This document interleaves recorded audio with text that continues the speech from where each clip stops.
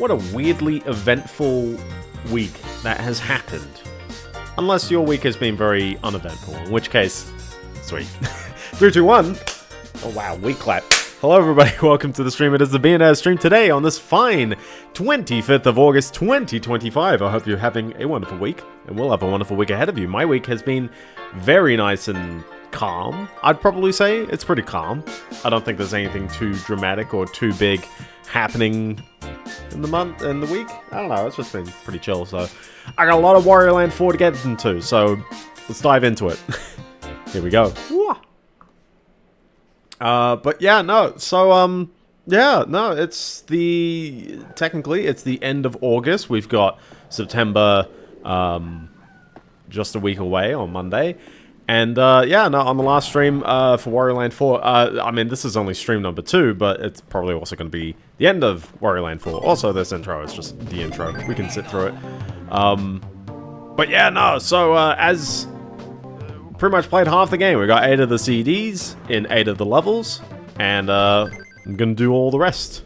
We'll see how we go. So we don't need to do the whole of hieroglyphics. We need to do the Topaz passage. So we've done the 2 passages on the right, and now we're going to do the 2 passages on the left. Starting with Toy Block Tower. Just for for note as well, in the last stream, I looked up a couple of things. In the last stream, I noted that pretty much your money is just for score, and it is kind of true, but if you are playing the Retro Achievement set, you'll also note that there is a crown next to your score, depending on how well you do. If you get 7,000 points, you'll get a bronze crown. If you get, I think it's 8,000, it's either 8,000 or 9,000, you get a silver one. If you get 10,000, gold crown. Try to get a gold crown on every level. Get a Retro Achievement. So, amazingly as well, just for posterity as well, just before I go into a level. Amazingly, I actually got it on 3 of these levels, so I'm actually 1 level away from an achievement on that one, but I'm not worrying too much about it. We're just diving straight in. So, Toy Block Tower. It's like Knock Block Tower. But yeah, no, it's been a somewhat exciting week. Lots of stuff has happened. And, as well, I remember this level. Weirdly, I actually remember this from, ages ago. The whole, like, you gotta put the block in the tower. And then I remember, like, struggling to, maybe finding the triangles. I don't know. Hi, I would like to pick this up. There's a lot of these, like, little ledges all over the place, and that's why, like, going for the... There you go. Going for the I guess the gold crowns, while neat, is not going to be the easiest thing in the world. Because you kind of have to know the levels a bit inside and out in order to truly, like, capitalize on them. But you can see that, you know, there's lots of gems and points all over the shop in places that you'd be like, oh, okay. It's easy to get yourself trapped in there as well. So, like, here for example, it's like, what's the best way to get this? Because, unless maybe I could do a jump off that if I time my A button, press it just the right time, but it doesn't seem like Wario wants to do it. Oh well. I don't suppose going in and out actually respawns the block as well. Oh, it does. In that case, I might as well grab that. So. I love these little Warriors driving their things there, but also... Hi, yes. Door. Door down there. I'm like, I don't suppose anything puts you out there. Nah. Okay. Save that door for later. Maybe it's this door, actually. Yeah, it should probably be the inverse of this door. This might be one of the worst, like, how would I put it? I remember seeing that, like, I tried looking up the CDs ahead of time as well, just to sort of remind me of them, but I've got no clue on this level. I thought I saw a path there, and I was like, oh, is it there? Nope, it's not there. Okay, I guess we keep going up, and away we go. Greetings, Blub. How's it going? There is a ledge above me, and there's a ledge on the left. Which way is the way to go? It's either. Cool. Making lunch. Hey, making lunch. Lunch is the most important meal of the day. People will say it's breakfast. I'm like, lunch is the best. Because you can have anything for lunch. You can do whatever you want. I think this might be one where it's like, yeah, if you can crack this open right, I guess you can get up to the high ledge there.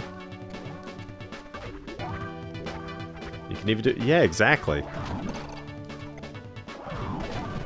There you go. I think that's the ideal strat for getting that. There we go.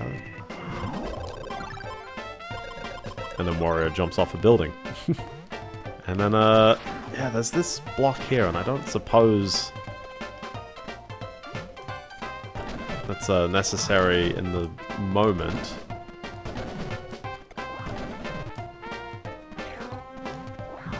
But I suppose you're meant to do a charge there, so... Yeah, it depends on when you get up. Hold on. I want to see what's in that block.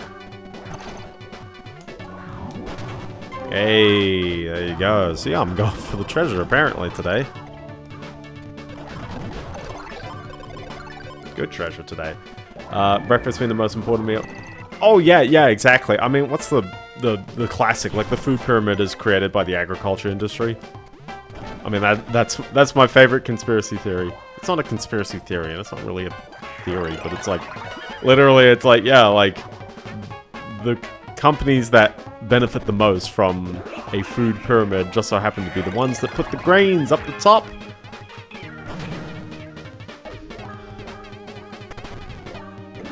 Everyone likes turning into fire in this game. Oh boy. I mean, I think you can tell exactly what's gonna happen there. Not to say that the food pyramid and all this stuff is, like, for naught as well. I think that's the other thing, is that it's very easy to turn, you know, like a weird... how it's not a conspiracy theory, because it's like, well, there's no conspiracy. It's like, what's the term for something like that? It's a, to be fair, for actually physically hardworking folks. Oh, yeah, no, I get that. Let's, break one on this side. Because then you can dash on over. Oh. I'm gonna need a key, but I think I need that on the way out, I guess. Now I'm over here, and I can indeed start being on fire. That's 3 of them. Definitely not cereal, though. I mean, if you're here in Australia, Weet-Bix is like... And this is not an ad, but like, Weet-Bix is like... a crazy, like, good value meal. I guess good value is a bit of a stretch. Well, you know, it's good when I've goofed that up. Can I do the leap and... Nope. Oh, I want to see what's in that room, but I gotta reset the blocks.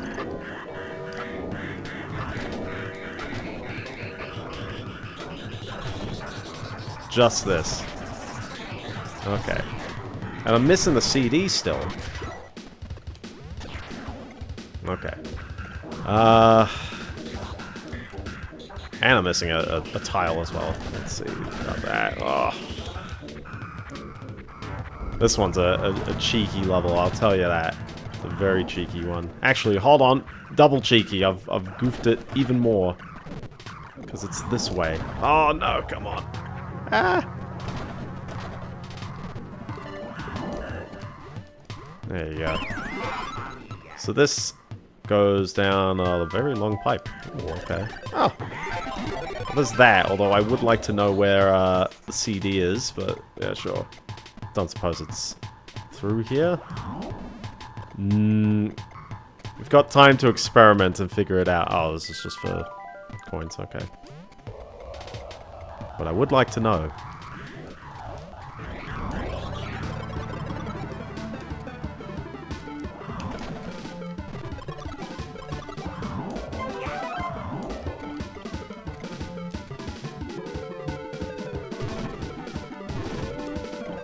Oh, that's a ledge and a half, ain't it? There you go. So, but yeah. Ooh. Can I get a triangle back? Maybe. Well, there's a triangle, so that seems straightforward enough.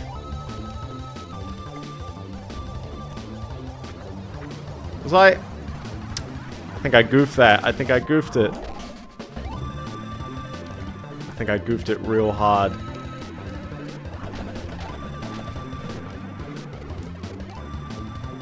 Let's see if I break these. I don't know what's for treasure and what's not. Oh, but there is a pipe here. But this seems like it's... Yeah, this seems like it's for a little secret area as opposed to... Yeah, this is just for a secret area as opposed to anything too wild. Actually, hold on. Notice one thing in here as well. Ah, I'm not describing what I'm doing very well. Oh, I wanted to shift that while the blocks were in the middle because you can see the thick block on the left. It's hard to describe in the time. There you go. Alright, cool. That's for health. Got it. But I think I goofed where the CD was, because I don't suppose there's anything out in this room again. Nope. I don't think there's anything here. Famous exclamation. Yeah, from the hit game, Super Mario World 2.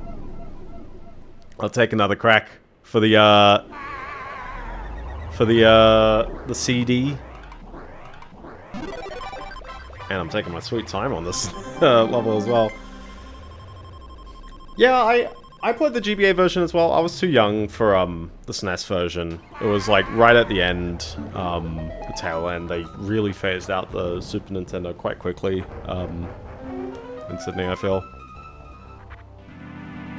Well, I got that, so in theory the game can continue fine, but I do want to know where that CD is, and I have a gut feeling it was right there at the end, and I goofed it up. So use the triangle, and you should be able to get it right there. So, okay, let's go quick. Let's go quick. Speedrun level. And there were a lot of Nintendo systems like that. Like, I keep noting as well that the GameCube was so quickly phased out, and I know that, like, what's the one? Like, Twilight Princess was the last Nintendo published game on the GameCube in Japan. And it's like, well, that's a... You know, that's a launch title for the Wii. That's like, they were there, they were ready.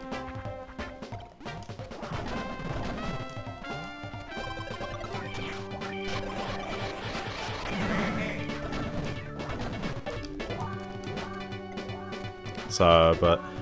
Yeah. There were a bunch of game announcements over the past week. We had a Gamescom, which I know has always existed for a while, but what I just did not know, like, is Jeff Keighley, like, hosting every single game show ever? Like, because he's got the Game Awards, which was a carryover from the Spike TV Game Awards, so I'm like, okay, sure, you know, like, he also runs this, I guess. And then he was also there for the Summer Games Fest. I'm like, okay, well, maybe that's because of the vacuum of E3. Maybe he's just stepped into, you know, or stepped up to do something like that. Some console generations are fascinating. The other ones, oh yeah, exactly. Like, and generations are always, you know, the name of a generation is are always up for a bit of interpretation, especially when you've got companies releasing consoles at very weird and different times. Like, Sega having two 8-bit consoles definitely throws people off.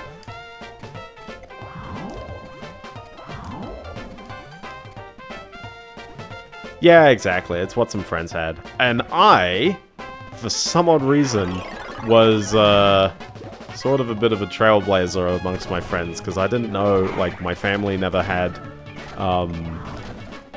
games, yeah, my family didn't really, like, play games personally, but then they were like, oh, you know, this would be a neat thing for me. And then that was what I got into, and kind of, a few of my mates probably got into it at the same time, but I didn't know anyone really that much older who had older things. So, I only know of the older stuff because of, particularly, you know, things like the Angry Video Game Nerd at the time, but, yeah, then there were kind of other videos like that. It's weird saying the angry video game nerd is like my gateway into old kind of nostalgia consoles and things like that, but it really was. So for me, SNES, GameCube, and PS2 kind of happened at the same time because the friend had all three. Yeah, like, I mean, it's only, you only know if you were there at the time, really. You know, all these consoles, hopefully, stand the test of time, although in today's day and age, yeah, of course the CD was here. I was like right there, and I just was like, whoops. Left the room, you know, like, because literally all I did was I went up this pipe, and then I was gone. I was out of that area. There you go. Anyway, we got one level real quick. Decently quick.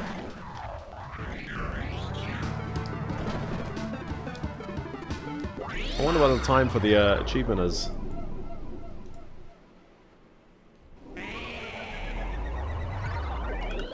A lot quicker than what I did, though. I definitely wasn't going the quickest in the world. But yeah, there's a few announcements. I think I saw like a VTuber clip. I forgot the game that she noted, but like she forgot to say like, actually I don't think it was a VTuber clip. It was literally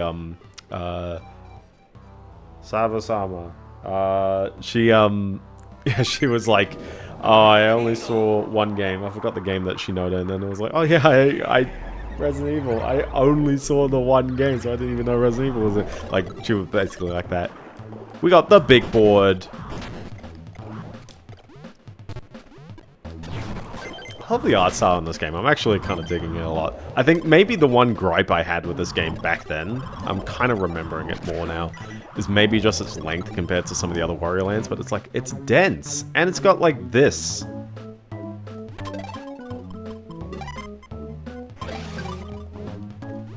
Get free Wi-Fi anywhere you go. Do people actually fall for that, by the way? The free Wi-Fi?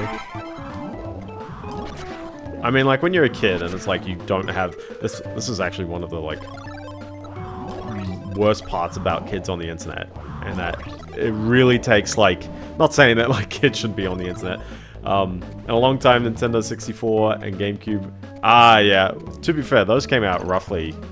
Not roughly at the same time, but it's like... Yeah, for me, Nintendo 64 was definitely a thing... once I was growing up, and then I personally never owned a Nintendo 64, but I was very aware of it. So we need to get Wario, so I need to get one twice.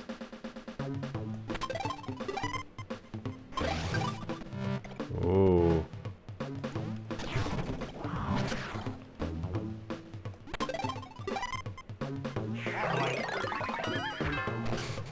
There we go. Visited some friends with my parents when I was like 4, and they have children that are like 7 and 10 years older than me, and we played Smash Bros on the Nintendo 64. You know what's actually really weird? Like, all of my cousins are the same age. Like, we're all kind of roughly the same age, so I didn't really, you know, there's not really anything for them to get into earlier than I did. Although, I did have, an uncle, he really liked Gran Turismo, but, again, it's like, that's not like... beyond my time. I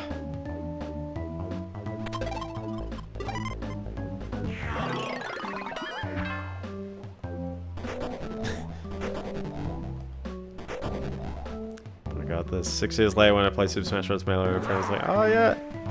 Pokemon. Yeah, exactly. I think everyone will remember various games in various ways as well.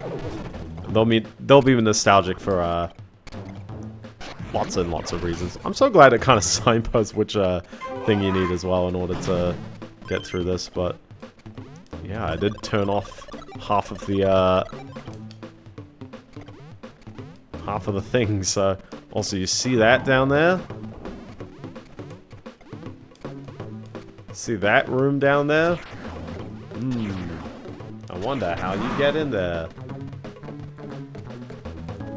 I don't know though. But I assume it's down there. The Game Boy Color with 6. Oh, yeah, it must have 6 or something before you knew Pokemon. That's all the thingies.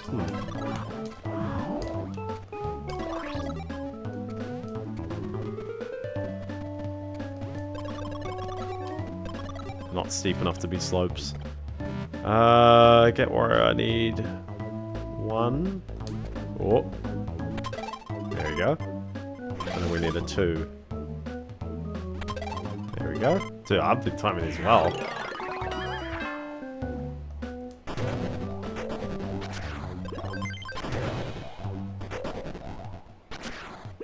All for the diamonds.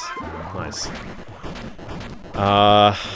I honestly can't remember too much of what was shown off, but you know what was surprising that they showed off at Gamescom, or rather, they didn't show in the main conference. The main conference, the diamonds, yeah, even the big one. They're just points, although for a retro achievement, you would like to get, you know, 10,000 in every level. But you know, it just marks the level with a crown. It doesn't actually like do anything.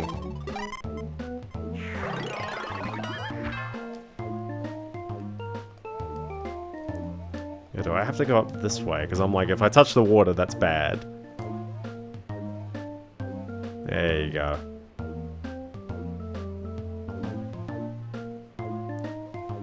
Oh, look at that, the CD.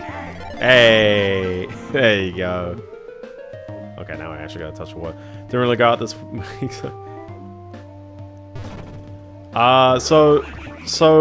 About the presentation itself, I mean, it's a pretty normal game announcement presentation. You'd usually have your long trailers, and they really showed off and talked a lot about Call of Duty that came up near the beginning. And it's kind of sad that, like, Call of Duty has so many big, like, studios behind it. But then it's just like, man, you know, like,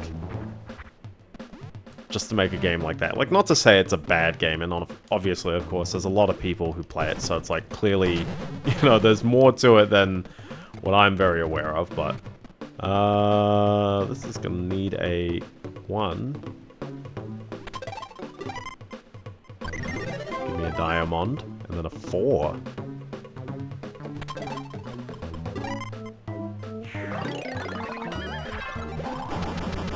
Let me guess which hole I go up. And I goofed up this one. Yeah, I'm curious what I bonked my head on. Maybe more coins. I mean, if you fall down... Oh, I guess you've got the way to go back up. One of the most hype announcements was the second Star Wars Battlefront. As in, like, 2005 or, like, 2017? I have a video about exactly my, reaction to that one, so I'll tell you that one. Bad Company 2 before... Oh, then, yes, it would be the, 2017 one. Alright, well, as long as I pick up a key on the way out, I'm good on this level. Get a goal.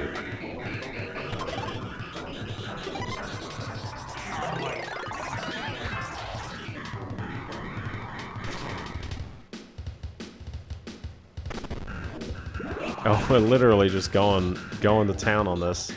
Alright, well, let's get a 5. Why not?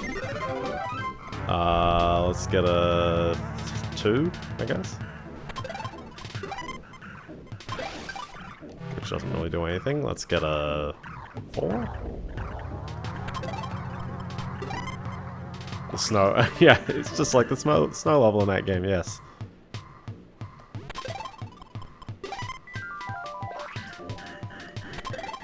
Oops. Ah!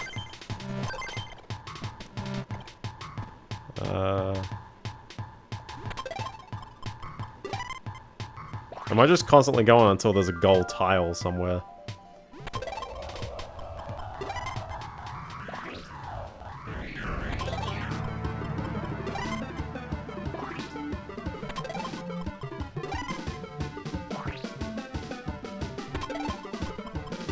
There it is. This one might be one of the easier levels to even grind money on. I'm just looking at this. Oh, yeah. Dice at the time could do no wrong. Except for Battlefield 4. And Hardline. And 1.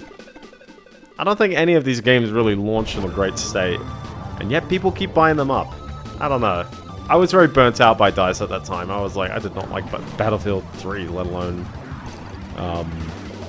4. I was just like, yeah, nah, it's just more of 3. What have we got in this room?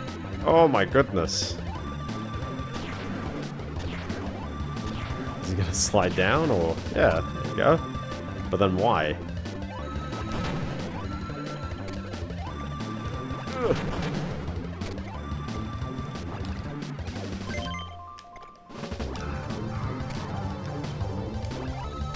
I could just do that.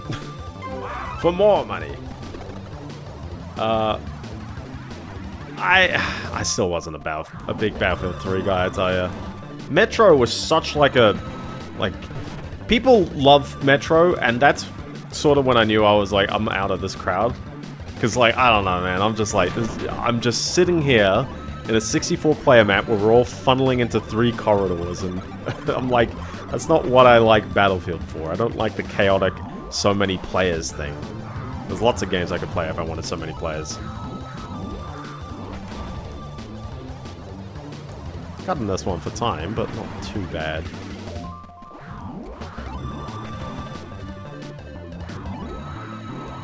There we go. I do have, yes, I got that video on EA's E3 2017. I thought I could do like Rift style videos on E3 stuff, and I kind of wanted to try and do all of them, but I ended up just kind of sticking with EA. They were the funniest one to do, so yeah, I stuck with that. So key in the door, and there you go.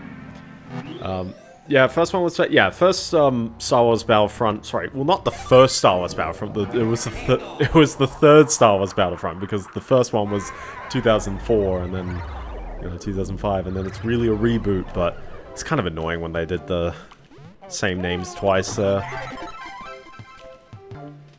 got to deal with the secret areas. Ooh, this is a guy. Nice picture. Oh, okay. Let's see what...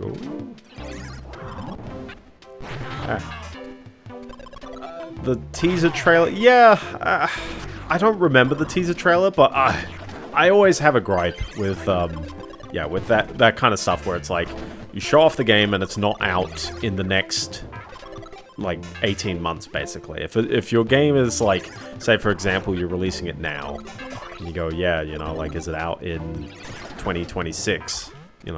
Maybe you can announce it, but certainly you should have gameplay or other kinds of stuff to be ready to show real soon. Like, I get that companies want to announce stuff well before they're really... Okay. Well before they're really ready, but still, it's just like... we're at that state where DICE had just had Bad Company 2 and BF3 with its DLC back-to-back. Yeah, they released it pretty... soon, yeah. They released it pretty quickly and pretty soon, but... Yeah, it wasn't really... Yeah, I wasn't really the biggest fan of the DLC approach for Battlefield 3. Or really Battlefield 3 in general. It wasn't really my shtick. How very odd. Nah, I don't know how long my mic was out. That's gonna be very awkward for the stream VOD. Was that in the middle of, like, me talk? I don't know what happened there, because my mic's on a, what is it? Like, the Yeti's got a hard, like, physical, like, switch on the front, and that switch just flicked on me. I'm like, what? Nah, I don't think it was too long. Like, I keep peering over to see the chat, and I see the audio bars, but as you pointed out, I was like, oh, yeah. Most like 5 minutes. Oh boy. Oh boy. I'm gonna have to... Alright, stream VOD, overdub. I remember what I was talking about, but... That's gonna be a bit curious. That's...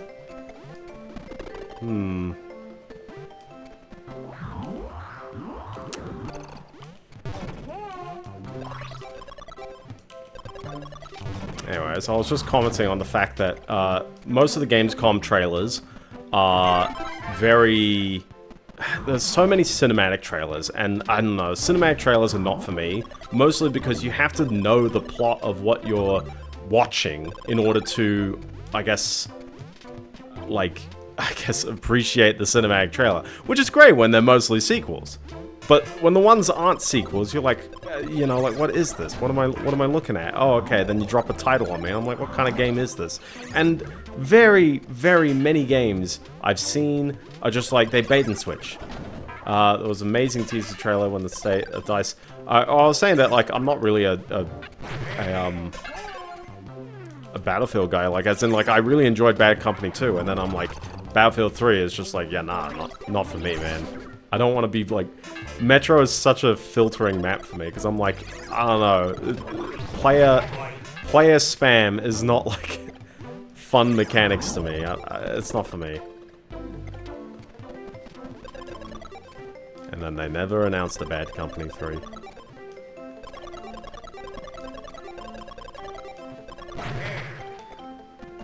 That's a bit cruel. This part. Ah, okay. There it is. I can barely... I can't even see, like, what's after this. Yeah, seriously, it's like...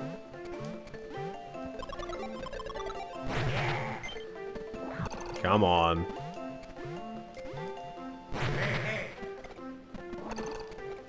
Just gonna die in this level, I guess. There you go. Now I can roll back. Easy. Until the third DLC came out. Okay. Yeah, I didn't play any of the DLCs in 3. I played them later, but I was just like, yeah, like, this didn't change my opinion of the game one bit, which is kind of annoying, so... Anyways, the big game announcement at Gamescom was, Bubsy. Bubsy is back, baby! Also, did I get all the... No, I only got 2 of them? Oh, no, I am slacking on this level. And obviously, this skips almost everything.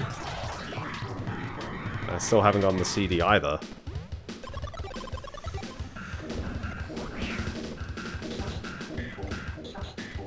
Yeah, I don't suppose, gosh, all these enemies coming out of the woodworks.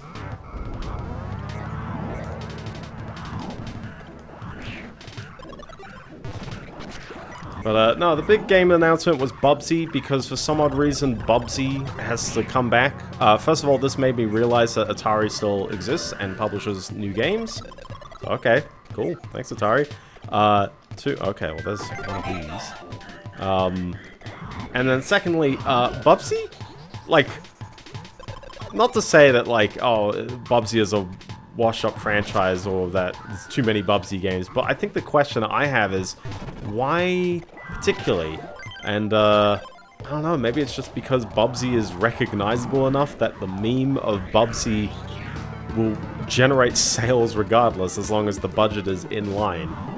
What is, I guess, the gimmick of the game? Well, I mean, it's Bubsy 3D, but maybe actually good, or I don't know. That's what the trailer's trying to convey. Is Bubsy actually good? I'm not too sure. We'll have to figure out. I have no idea where that last piece is. I assume they want me to go down at some point. Just there. This would be a great section to run across. Yeah, I mean, this is just... Yeah, this is just this spot. Oh, okay, they really don't want me to go down there.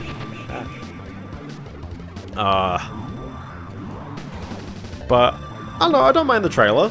And certainly, you know, in the grand scheme of things are cinematic trailers all the time, I appreciate a bit more of a edited gameplay kind of trailer, because that feels a bit more indicative as to, like, what you're buying. The cinematic trailers are just... Oh, there you go. Now I just need the CD, which I have a hunch, but I'm not too sure if that hunch is going to manifest. We'll see. It's a neat level, though.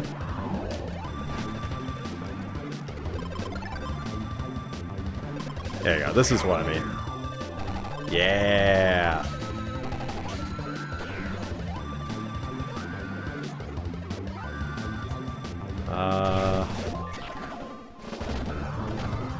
Let's see if it's hiding in any weird secret here. Maybe it's beyond the door. There we go. Okay, cool. We got the CD. I'm happy days. Happy days. Let's make like a tree and get out of here. Easy money. Easy money. 3 levels down. 6 to go.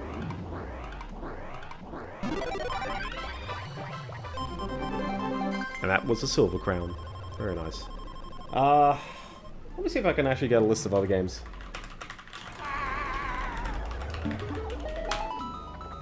I never write these down anymore. It's a shame.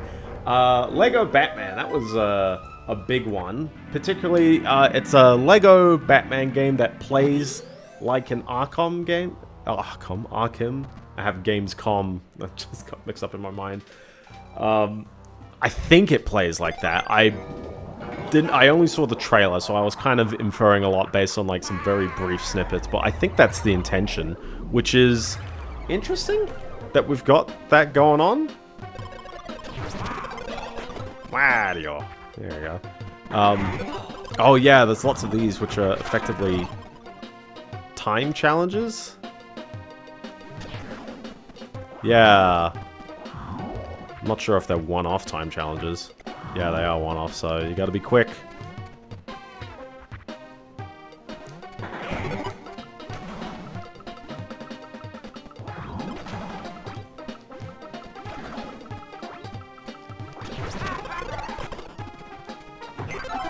I mean, I guess that one seems a bit more obvious, but yes. And that's how the mechanic works.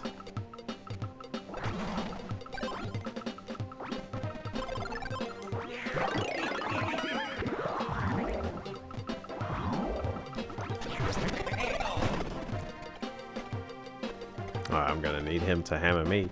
What else we got? A lot of people are very hyped about Silk Song, and I think I maybe alluded to it last week where I was like, I think once they're ready to announce it, I think that's gonna be very close to announcement, and would you look at that? It is. It's coming out literally like in a week and a half. So for the people who are excited about that, sweet. For me, who just enjoyed the original, you know, I'm happy because it's coming out. Yeah, Silk Song's actually coming out in like a week and a bit. Yeah.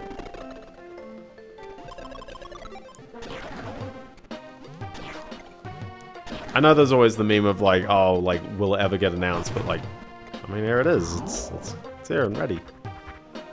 Okay, what do we got? Oh, it's going quick. It's going quick. Now I gotta do it again.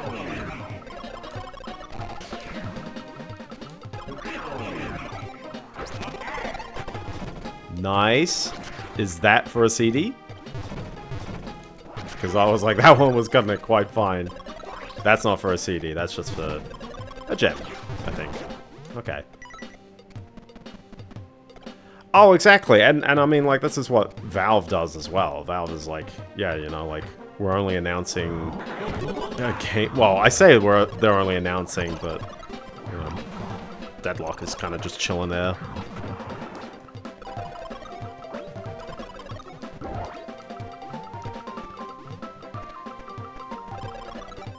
Okay, they've given me way too much time to handle this.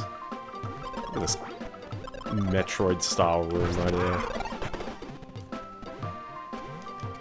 Is that going to be used for later? This just announce basically, yeah, exactly. And in an age of digital, you know, kind of releases, anyways, I think you should feel quite certain about when your game is coming out, and that's what always like throws me off with many of these other kinds of games. It's like, you know, like, why are you announcing it so darn early? For some, so. I think my rule of thumb is your game needs to be coming out within like 18 months. If you are at the beginning of the year, don't drop 2020, you know, 2026. Don't drop like the next year. It's like, ugh. If we ever get Half-Life 3, would it be announced alongs? I think Valve would just announce it. I don't think they'd wait for any big event or anything. I think they'd just go for it. I'm not a big fan of announcement of the announcements as well.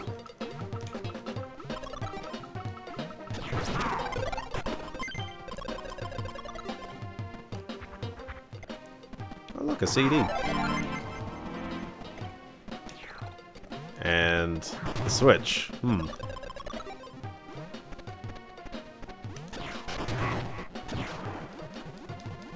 Okay, sure. What else? Yeah, so Resident Evil Requiem, which is the 9th game, it looks...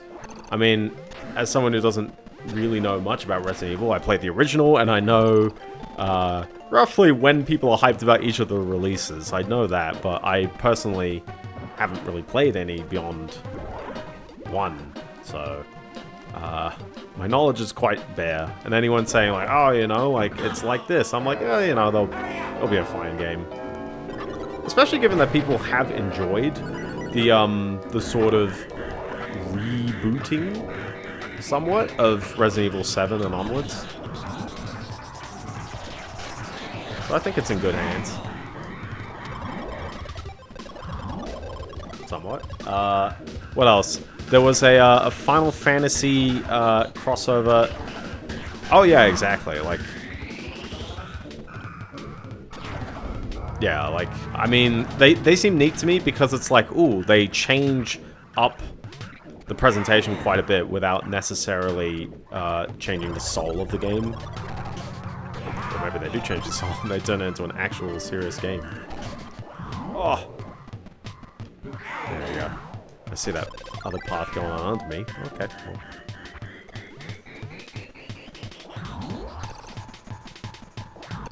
That's why this guy's here. There we go. But where is that last... Nah, yeah. I do need to play more, but I don't know if I'd play them on stream. Maybe. I've got other horror games for this Halloween come up, though, so... I think I'm actually missing a piece. I was like, oh yeah. I was like, where's the key? There it is.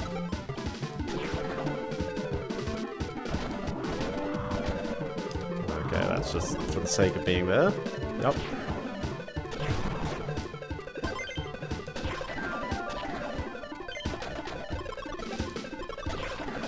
There we go.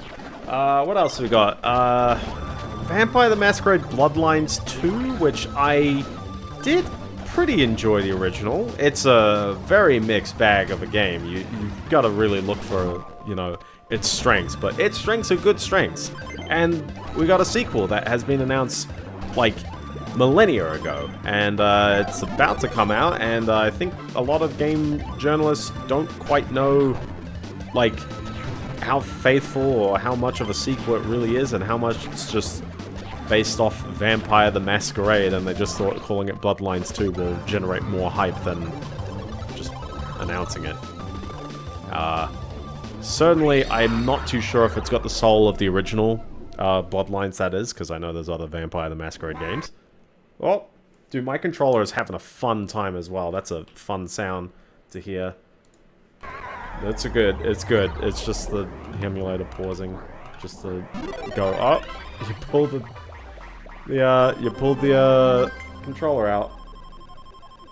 First the microphone, now this, man. I swear, I'm cursed. Actually, you know what? I feel like it is. I feel like it's static on me. It might have actually hit the hardware switch on the mic. Maybe.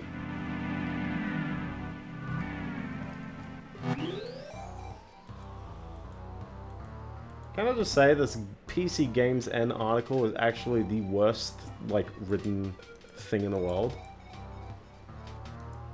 It's just not in a good order. You know what probably is a good... Nope. I was like, does Gamescom have their own announcement? Nope. Yeah, a lot of these are all over. Yeah, Europa Universalis 5, which seems fine to me. They mostly showed a map. And I know that's like the meme of like, oh, it's a game where you look at a map for a while, but I'm like, you gotta do demos in order to show me what is different about Europa Universalis 5 compared to 4. Because I've played a bit of 4. I don't get it. I'm too smooth brained to understand 4 too much. Alright. Let's have a smile. But yeah, let's take a crack at the boss. Yeah, I know you don't do anything but look at maps, but like the cinematic trailer was a map, and I get that like you can't really do anything too crazy with the game, like don't oversell it, you know what I mean, but look at this teddy bear mouse thing. Alright, what am I hidden here? I should have looked up exactly what time. Okay, well I'm probably hidden the... Oh. There you go. That seems a bit better. Those lasers? Nope. Things you gotta hit. There you go. Alright, we gotta speed this up.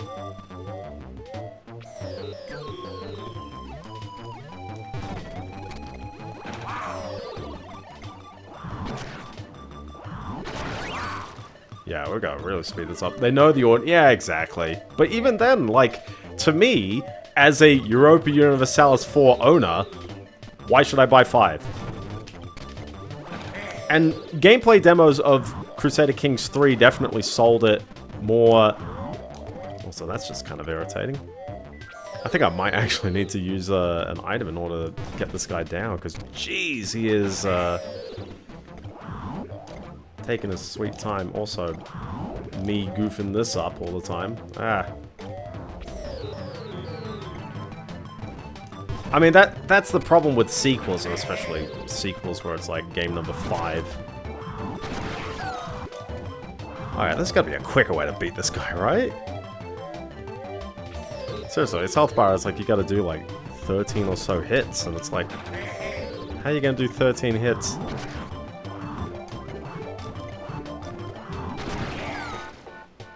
Especially in like, in 2 minutes 30. You can tell me a quick way not messing up, that is true, but even then... Okay, I'm very goofing up cycles, but even then... Like, it is a rather slow-ish fight still. Because, like, I'm just thinking about this normally. Like, because my goal, for reference, my goal is I want to get those 3 chests. And in order to do that, that first chest is going to disappear at 1 minute 30. I think that's how that works. And it's like, man... He takes like at least 12 seconds to do the cycle of throwing this thing down. And so if you've got 240 seconds total and you have to hit him... Oh, 240 seconds total and you've got to hit him 15 times in there. It's like, yeah, you are right on the cusp of your time. I say I need to beat 1 minute 30 and then the chest didn't disappear. Maybe. That seems a bit more ideal. I will try to do a double hit. And obviously I'm gonna sort of reset myself here. So hold on, if you do that... Yeah, maybe it's that. There you go, so there goes the chest.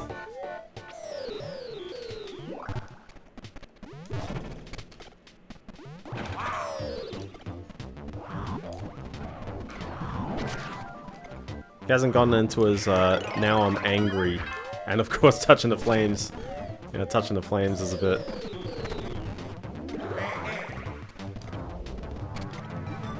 Oh, okay, okay. I was like, what's the time limit that I actually am targeting? Still, yeah, it's a bit tricky to get in there, so... Well, he's probably not even gonna... Like, if I try to die, I don't think it's even possible. Oh, maybe.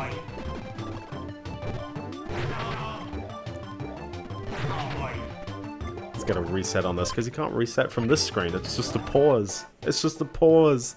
A regular old pause. Alright, rock, paper, shotgun. Do you have a list of all the games? Yes! I am not going to read out every single one of these, because quite a bunch of these I'm just like, they were briefly shown off. Your enemy also has port. That is true. What's one?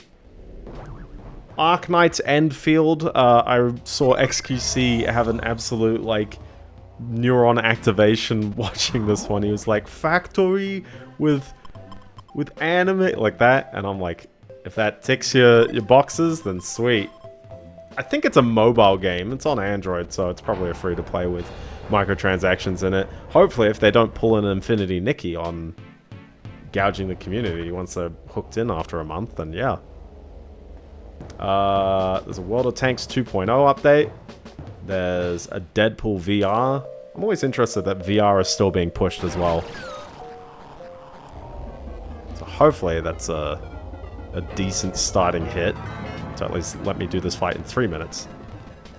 And now let's not goof any cycles. Outer Worlds 2 is still indeed coming.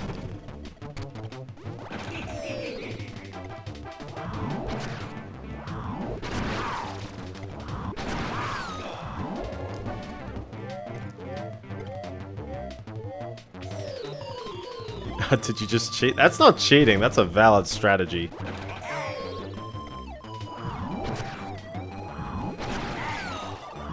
It's called playing the mini games. Oh. Playing the mini games is an important part to beating Wario Land 4.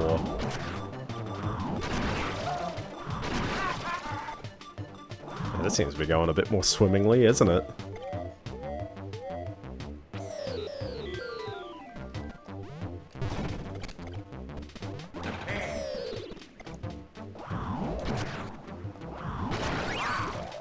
Life got flipped, turned upside down.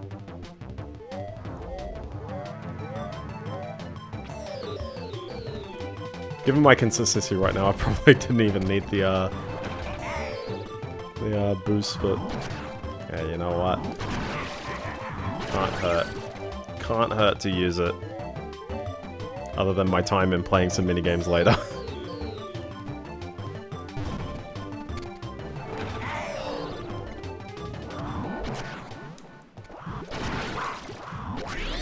Easy money. Easy money.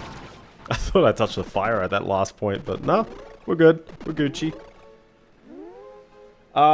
Age of Empires 4 has an expansion, and it's coming to Xbox. Kingdom Come Deliverance 2 has a DLC. Cult of the Lamb has a DLC. Did they do World of Tanks 2.0 and also a spin-off game called World of Tanks Heat? Okay. Black Myth Zongkui, which they just showed cinematic trailer.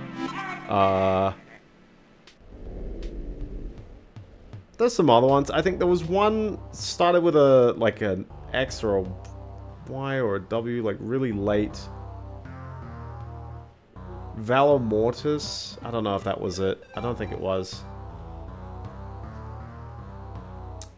That was a very, very, very fancy looking game.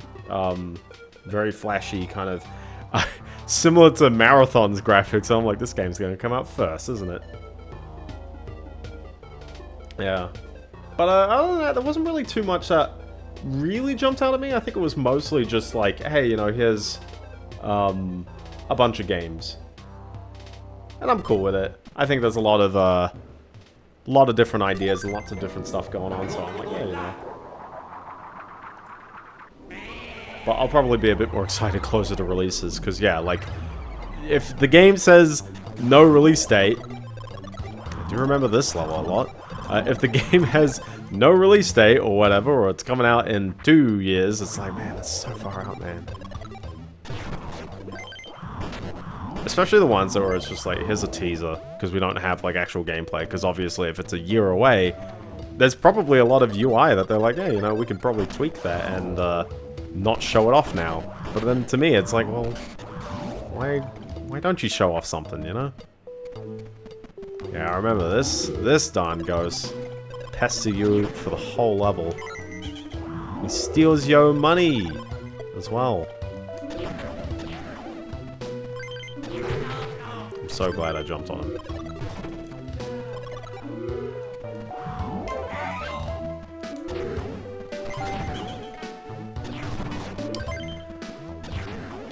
But, you know, at the end of the day, like, Gamescom, you know, it's an announcement.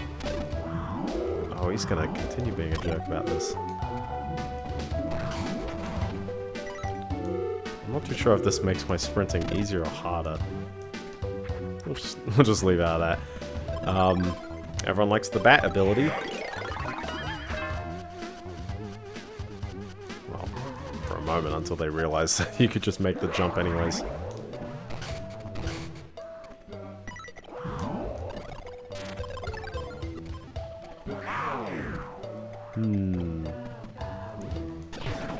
Gonna need to roll back somewhere, somehow. Okay. But yeah, there exists. What was the one?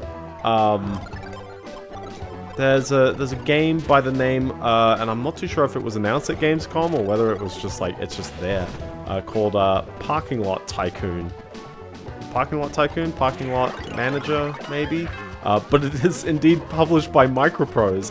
It was an indie game. Someone was making this very much in the style of a roller coaster tycoon game, even with the kind of 16 angle sprite graphics. But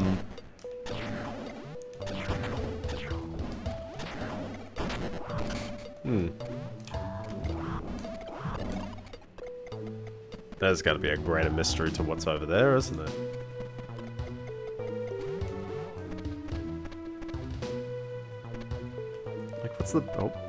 What's the point in doing that if I can just jump back? Hold on. Yeah, I need to figure this out. What is happening here? So if you go down here, and I've probably goofed up my ability to like fix it, but like, you see what I mean? It's like, why is there? Oh, hold on, that's a door. Ugh. And I'm gonna need an enemy in order to bounce off that. Yes? No? I think I need to continue being a bat, maybe. But then how do I go up? It's just for a diamond. I will ignore it. But interesting. But yeah, that game looks neat. And I'd actually give that one a watch. I'm not too sure when that one's coming out. I think that actually is a bit away. But keep an eye out for that one. Indie games actually having publishers and actually having kind of a bit of manpower and budget behind it to push it across the line is always nice to see, as long as they don't goof anything up. I haven't picked up any... Oh, I picked up one. Okay.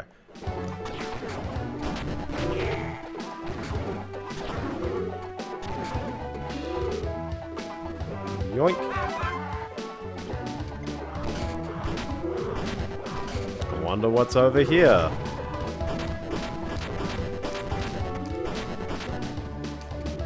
Wow. More goodies. Or not. Find a place to roll from. Let's see if we can get this guy out of the way in case I roll into him. But yeah, other than that, normal games announcements, so nothing really too weird. We also had the Kirby Air Riders announcement. Look, a CD. We had that announcement just the day before, actually. And I haven't played the original. I never played the original. I haven't particularly played very many Kirby games as well, so it's not particularly like up my alley, but I am intrigued. Sakurai always makes very nice games, so I need to somehow get an enemy up. Oh. I was like, how do I get an enemy up? And why are they doing these fellas here? Hi, yes. Come on. Come on. It is interesting that a lot of these, like, power-ups from the earlier Wario Lands were ported over, but they only have... Like, they only get used in, like, one level. There you go. The mist... Oh. I do want to try my crack at that diamond. But yeah, no, the Kirby Air Riders Direct looked pretty good. It was like a solid, like, 48-minute presentation as well, which very classic Sakurai fashion on showing off just piece by piece all these different things. Also, come on. But But yeah, just piece by piece, all these different components. And I love his presentations. It seems very earnest.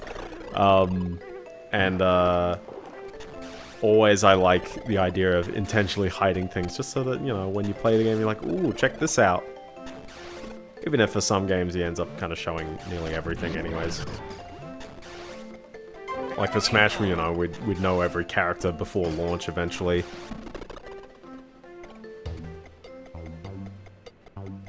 But, yeah, no, it's been good fun, so...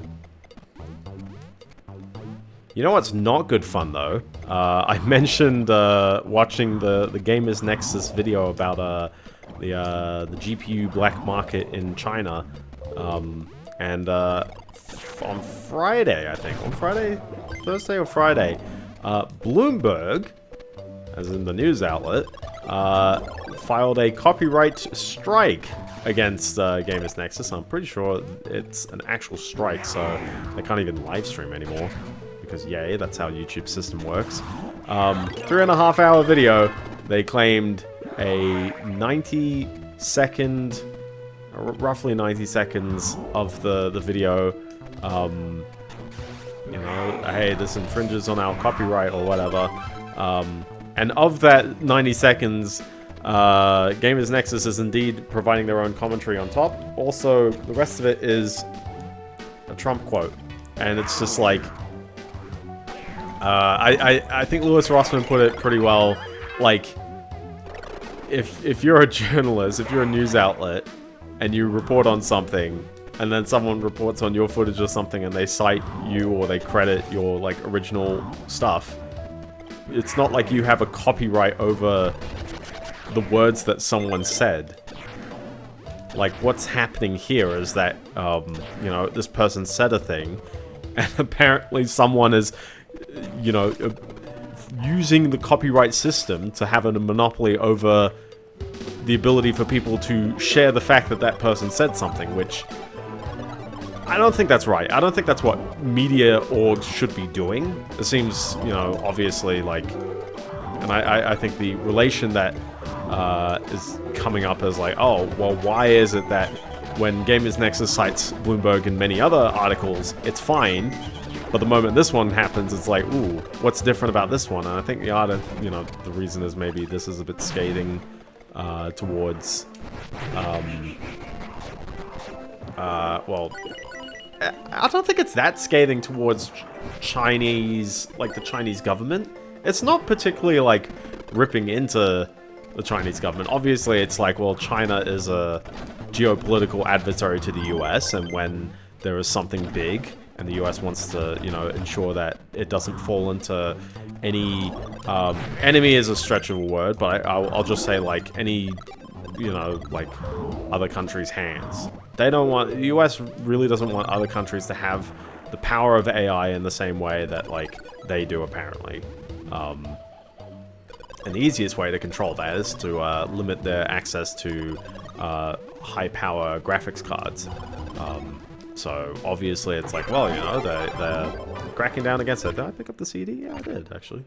So we're just looking up for the key now, which I'm not sure where the key is. I've got tons of money as well, jeez. But yeah, it's like, well, it's the US's tariff, or in this case, an export ban on certain products. And then once it lands in China, it's like, well, China's doing China's thing. So the Chinese government is not really mentioned or brought up in this at all. Bloomberg does indeed, I think, get... It's not specifically from China itself, but it could be from investment firms that are based in China or other kinds of Chinese businesses. Definitely treat Bloomberg as, I guess, a way to, you know, get the word out for sponsorship. Propaganda might be a more extreme of a word. Also, hi. That's going to be annoying, because you can't leave the room. You can't leave the room if he's doing this. Oh my gosh.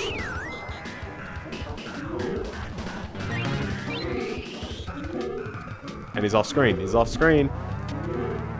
Come on. Oh my goodness.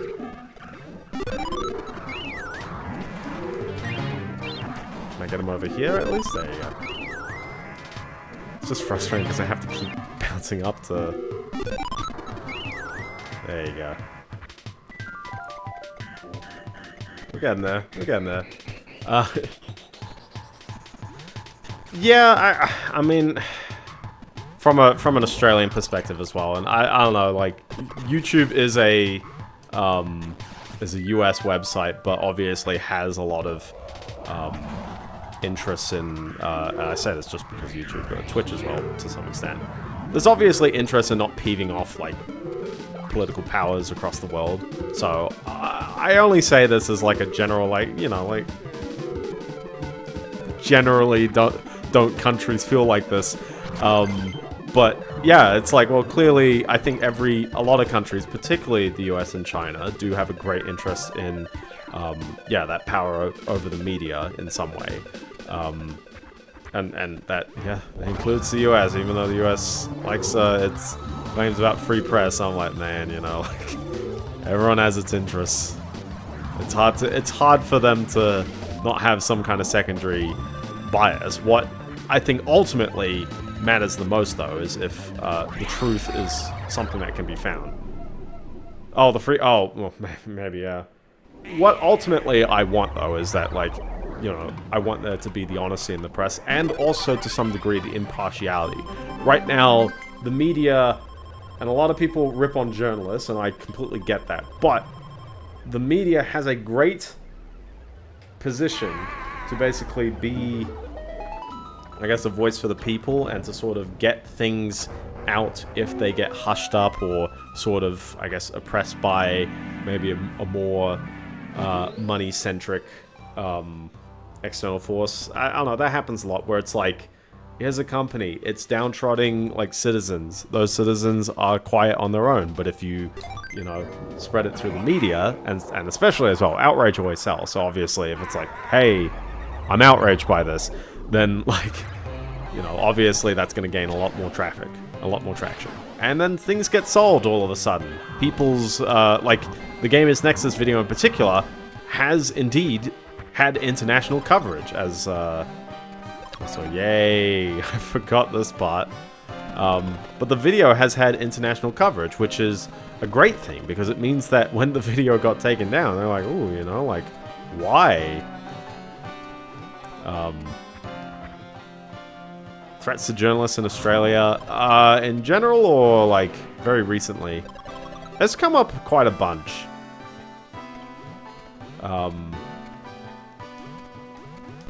And we're in a bit of a weird kind of state as a... not a state as a country, but, like... There's a lot of curious political happenings in Australia, so... I know all the ins and outs, though, definitely recently. I need to look into that, actually, because I am probably out of the loop on my own national news.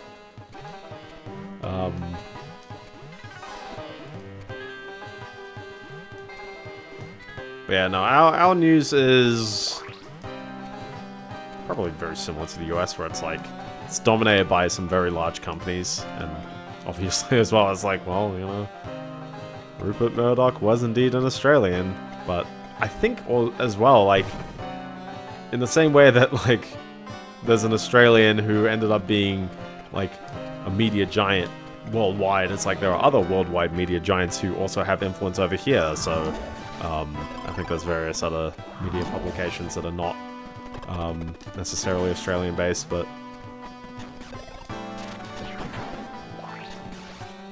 these are some cool enemies. They're very neat. So why do I have people doing the zombie here? What do I get out of the zombie play? Probably going down there. Let's see, if I've broken all the ground... Broke new ground! I should be able to just get hit here and be good. There we go. But yeah, GamersNexus then went to Bloomberg directly in New York, and they basically got told off in the lobby. Was like, yeah, you know, like the security was cooperative in the sense of, like, you know, they weren't they were going to leave if they were explicitly told no, and they were explicitly told no, so they left. And that was kind of it. But yeah, no, it's them having a copyright claim filed, not a claim as well, but a strike as well, filed against them, certainly is... Oh, there's the cheap viewers. It always appears. Is he? I was like, can I go through this door? And apparently yes, is the answer. This song's a bit of a jam. Maybe not this one, though.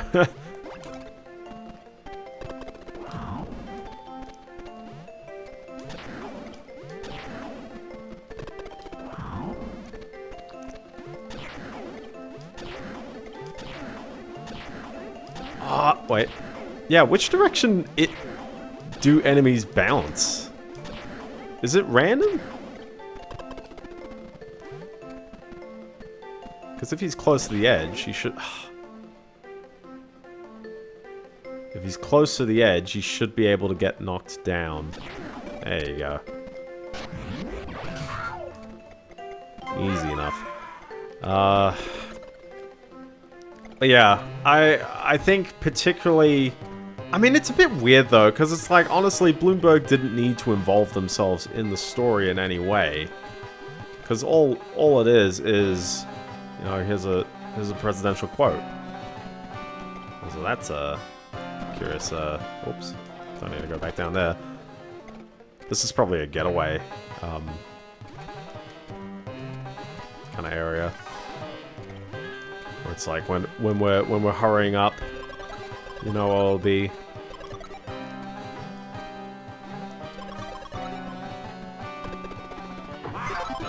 Well, that's a second one, so... There we go. There's two of them on top of each other. I keep pushing the other one down. So as for viewers, there are many external means to watching videos, and certainly... I mean, it's a tale as old as time, but, you know, to mention it yet again, one of the biggest problems in this equation, and this is the reason why I sort of alluded to YouTube earlier, one of the biggest problems in this equation is that the YouTube copyright system is one of the most egregiously abused systems, well, I don't know what I'm comparing against. It's very abused. So many companies use this system, they exploit it, to effectively silence or take down things that they do not like, let alone just regular old copyright. This isn't like, at some point, it's like, this isn't infringing on stuff you've created, although certainly it is their clip, it is their own recording of the president saying the things that he says, but it's like, obviously, there is a thing called fair use, which is something that journalists would use all the time, right? Certainly they use all the time to, you know, do anything. And yet, clearly, it's like, well, you know, like... Also, a bat. There's a bat there. I don't know, it seems so clear-cut from the outside, I guess. You have to start guessing the theory as to why the video was taken down, though. Like, if you're abusing the copyright system, there you go, spawn a bee on me. If you are abusing the copyright system to take down content that, you know, you don't like, in the sense of like, oh, it's objectionable in some way, then the next step... Sorry, the thing that I guess has to be discussed is, well, like, can you prove the conspiracy? Can you prove the fact that, like, this video was taken down because they didn't like it? And I'm not too sure if really we have, you know, a smoking gun on that one. But certainly, like, they explicitly said this was a manual review, and that's why it's a copyright strike and not just a claim. And so because of that, it's like, well, I mean, you have to fill in the blanks, right? Because there's no other explanation if they explicitly wanted to take down this video. Ultimately, at the end of the day as well, like, I don't think the system should be taking down videos that, like, utilize one's content as well. I think one also should make the case of the damages. If someone watched GamersNexus talk about this one thing, are there any damages to Bloomberg? Like, none, right? What are the damages to Bloomberg in this case? People didn't watch your clip of Trump from weeks ago? What are the damages of the view count afterwards, you know? Like, I don't think that's a legal requirement to, you know, exactly issue the DMCA claim, but, like, it still seems a bit odd to me, because it's like, well, yeah, like, that's the purpose of a copyright takedown. Is to basically, like, repair damages from someone infringing on your copyright. What are the damages in this case?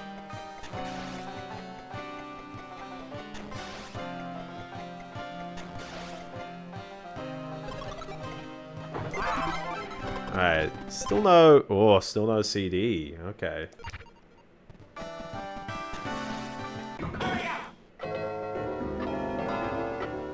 Hopefully the CD is on the way. Magic carpet ride. And the arrow's pointing me somewhere around here.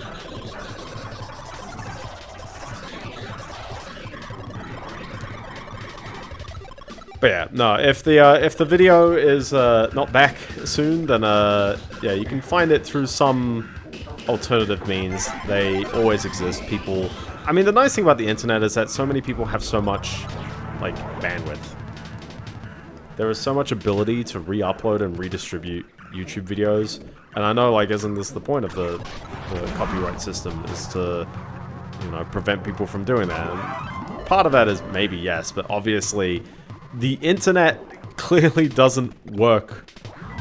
How would I put it? The internet clearly doesn't care about DMCA or really any kind of copyright through nefarious. Well, yeah, I'm like, I say through nefarious means, but it's like it's on Rumble, bound to find it on Odyssey or other platforms.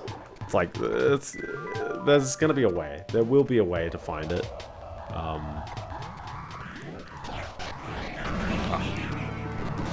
Never mind. Just keep on swimming, because now I've got all the goods except for the CD.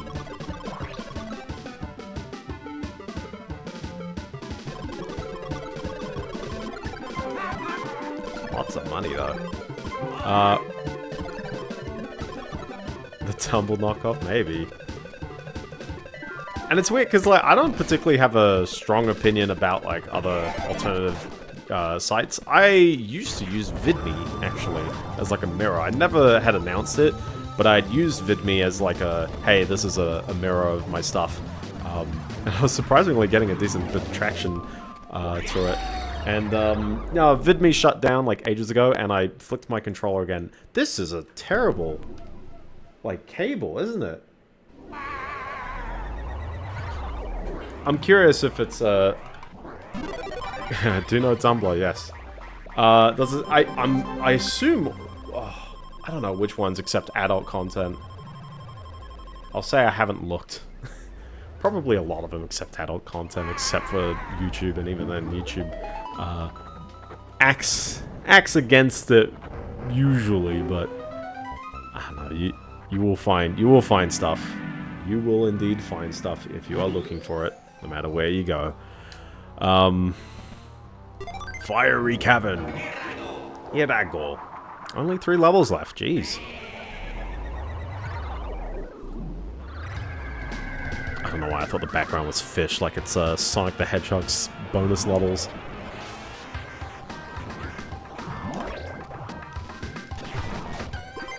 Man is very flat, so. But yeah, I've tried, how would I put it? I haven't tried, really. But I've been reading into maybe having my stuff mirrored through Odyssey, which, or not through Odyssey, because Odyssey is a front end to a protocol. But effectively, and this is going to sound a bit weird when it's like, I mentioned, but it's like, Odyssey is blockchain based, which sounds a bit interesting, but it's like blockchain, like from ages ago. But when you think about it, it's like, well, you know, like what's the use of blockchain? Well, maybe this. Maybe this. Which is basically, yeah, like, the videos are... Oh, that's kind of funny. Bounce around that way. Alright, I'm gonna need to hit the green. There we go. Easy stuff. Easy stuff. Yeah, so I think the video content still gets, like, kind of stored, and obviously, like, since it's a blockchain, someone out there needs to be maintaining the chain. And ideally, many people, such that when updates happen to it, majority opinion can then approve that the transaction actually should happen. The transaction being new blocks on the chain or modifications to the chain or something like that. And then effectively, yeah, Odyssey is just a front end for that. So it's a nice website such that people don't think about the fact that it's blockchain under the hood. On paper, I actually don't mind that. I actually think it's actually quite neat. In practice, there's going to be a couple of quirks. One is they have an upload limit of 16 gigabytes, and also I have no idea how their credit system works. I think maybe I'd have to use it.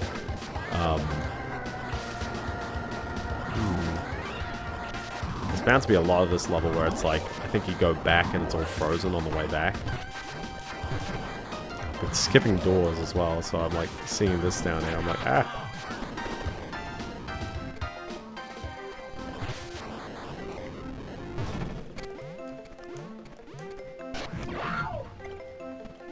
Oh, that's the worst place to put him. There you go. But yeah, there's alternative streaming platforms all over the shop.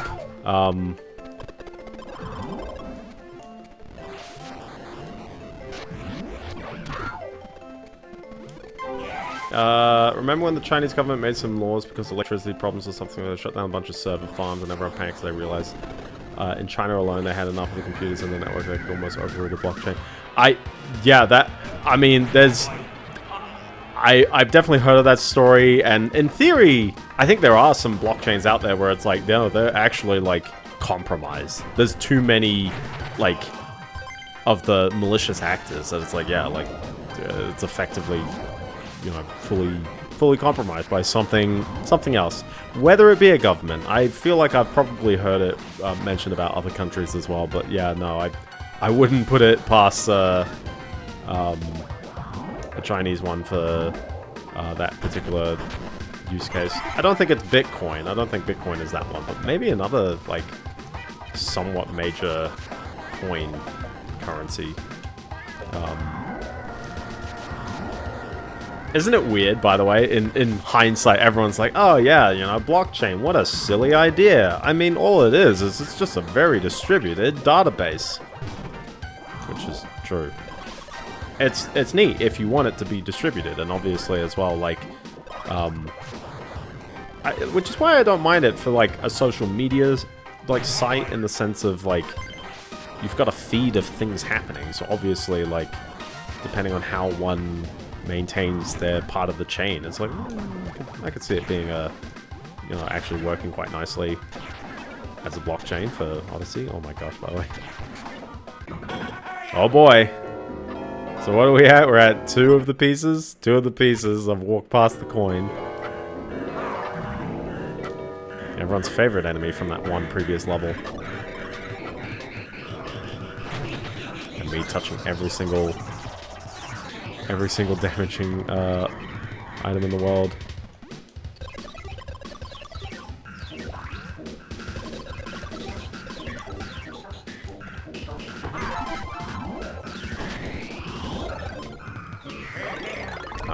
Here we go. Yeah.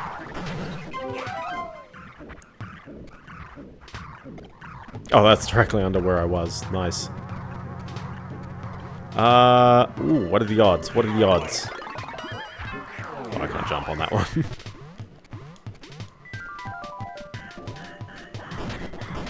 I think they're just there to hinder my progress on that one. We've been in that door already. Ouch. But yeah, now it's all the AI craze, and to some extent, people didn't learn. Or maybe they did. And they're just sort of milking it again. Who knows?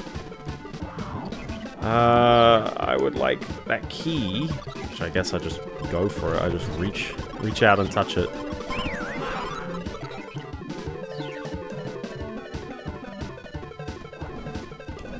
Oh, do I have to be frozen and hit that? Nope. Sprinting. Sprinting. There we go. I'm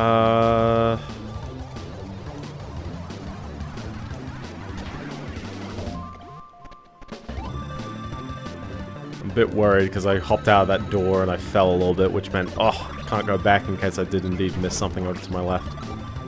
Some levels, it's like, the rule is, it's, you know, you go through each door and you'll find all the secrets, and some levels it's, just, I don't know, a bit of a crapshoot, so...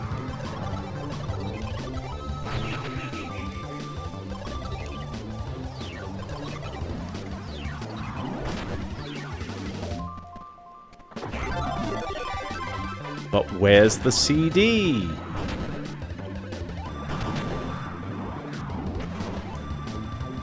Oh boy, yeah, I really missed the CD. Where was it?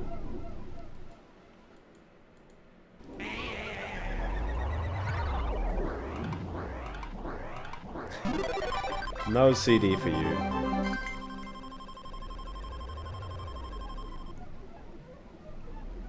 Goal for completion is this stream, because I mean, after this level, which I'm going back into it, there's one more level there. We've got the boss fight, and then there's one final level and a final boss, and that's it. Yeah, pretty much. So, beating the bosses in the time limit awards you with the chest, and the chest will give you a good ending. Like, ever so slightly different. There's technically a little bit of an extra ending depending on the difficulty you're playing on as well, and I don't have the super hard difficulty unlocked, so I can't even play by that. But also, it's been like 18 years since I played this game. So, I don't remember particularly too much about it. Yeah, it's a bit of a shorter game. Like, I definitely feel like I played quite a few for the earlier Wario Lands. I've been a bit more lax into playing games over, like, you know, my streams are... They should have been, you know, getting close to 2 hours, but maybe not always 2 hours. And now I'm just like, I don't know, man. I sometimes just, like, fit so much in the stream time.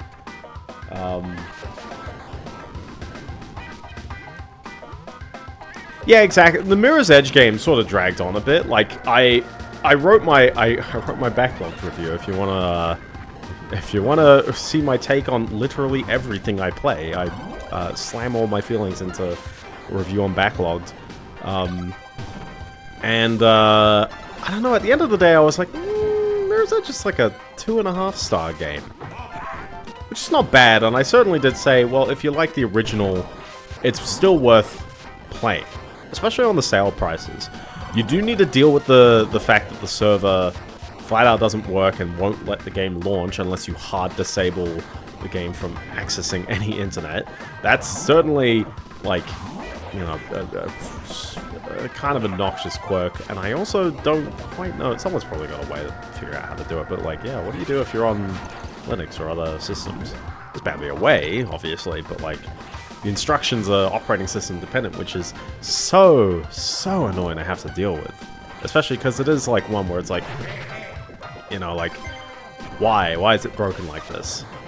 Like, honestly, EA, Nginx server, like $2 a month of uptime of just like bandwidth requests of people hitting the server and you replying with literally the same thing all the time. And instead you broke it. You're not going to fix it. You're not going to document how to fix it. You're going to keep selling the game. I'm so peeved off by that. I should probably have a squiz at the map just to see where the thingy is. I'm pretty sure it's in the ice pie, is it not? Yeah, it is in the... yeah, okay. Yeah, okay.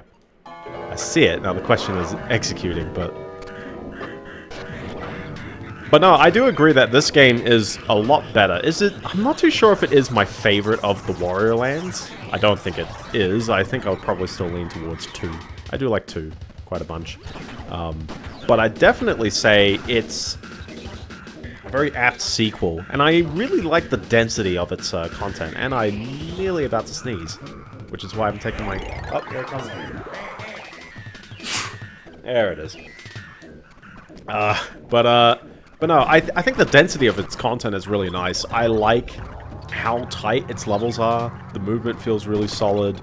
There's a lot of variety, especially in the aesthetic, but also even just soundtrack and all that between the stages. Even if it is reusing quite a few of its like previous mechanics with how the way that enemies interact with you, but not all the enemies, because you've got health bars, and there's a little bit of a weird kind of juggle with that mechanic there.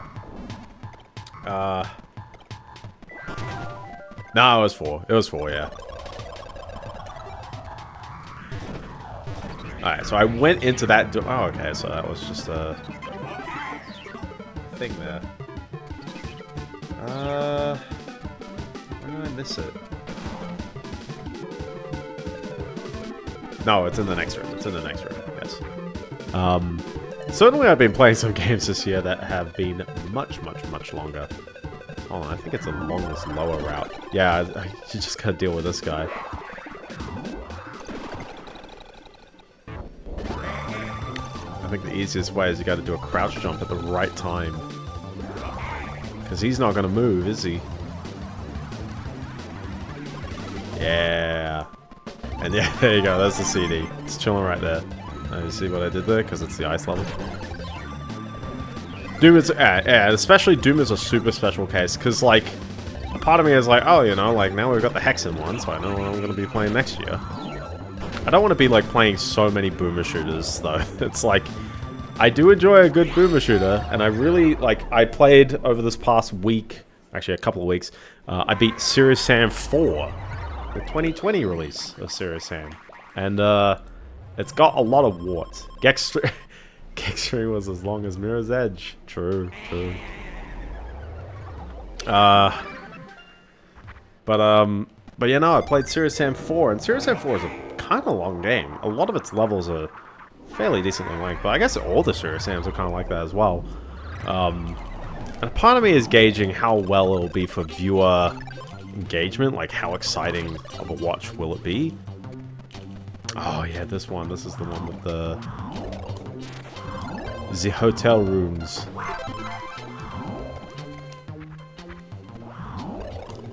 I like it's got a map as well, just to help you along.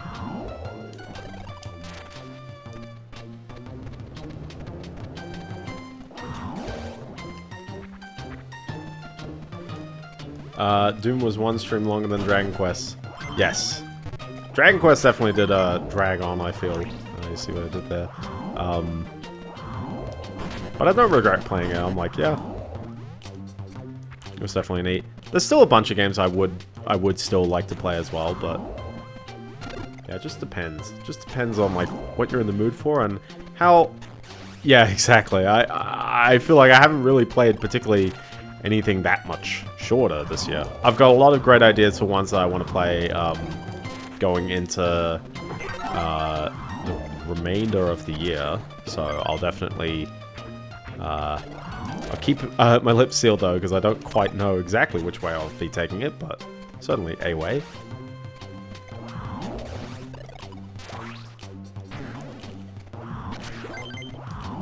I have no idea where the CD is in this level though. Maybe we'll come across it.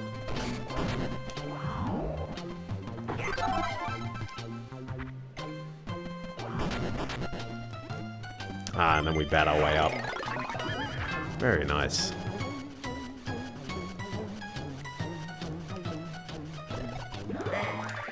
And then not nice. The execution was terrible. But yeah, no, Serious Sam 4, like, I mean, from my opinion, and if I do end up doing a playthrough, then cool, I will share those opinions in person, but, or at least in a recorded sense. But yeah, when it works, Serious Sam 4 is a very neat game. 6th game for this year. Yeah, which is probably not as... It's not as many. I've played, like... I've had other years where it's like I've gotten close to, like, 15. But when you also think about it, Doom isn't... Like, I mean, that wasn't one game. That was, like, 7 releases. But I'd count that as one just because of the way I played it. If I want to do the Hexen one, I would split Heretic and Hexen. Because, I mean, they very are two different games. The fact that they're now bundled into one release is like, oh, that's a bit interesting. Monkey... Oh. I mean, I got all the things. Doom, then Spyro, Enter Dragonfly, Chorokyu, Dragon Quest 3 Mirror's Edge, now this, yes. So, I've definitely got a bunch of shorter ones that I know I can play those, so... Oh, come on. Come on. Come on. There you go.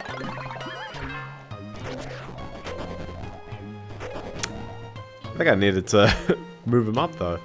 To see the evolution of mapping game. Yeah, exactly. Exactly. And to some degree, I mean, like, we're up to Wario Land 4 now, like... There's lots of... If anything as well, how many of these games have I played this year that... Every single one of those is a sequel, is it not? I mean, well, sorry, Doom on its own isn't a sequel, but the fact that I played all the Dooms there, you get that sequel attention. And then it's like, yeah, every single other one is just... a sequel. Yeah. That's how you know you're typecast. You're playing all the similar games.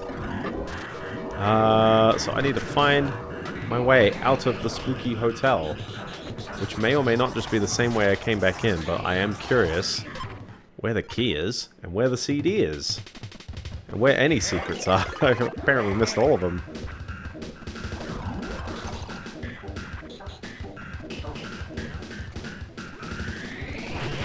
En la Spookia Hotel.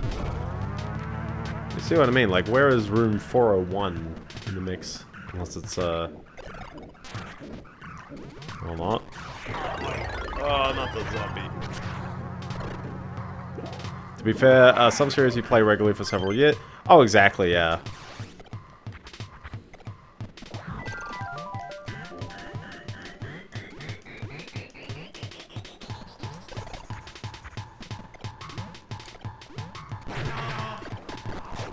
Oh, there's the key. Okay, so good thing I'm in here. And I killed the guy with the thing, so that's fun to do.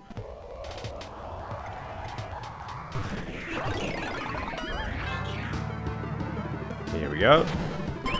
I appreciate that the fire is very well timed in this game.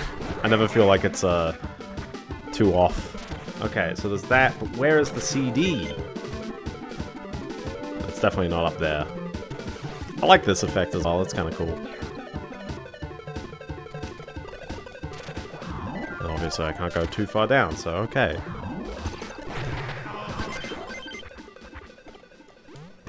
Alright, the CD is in one of these rooms.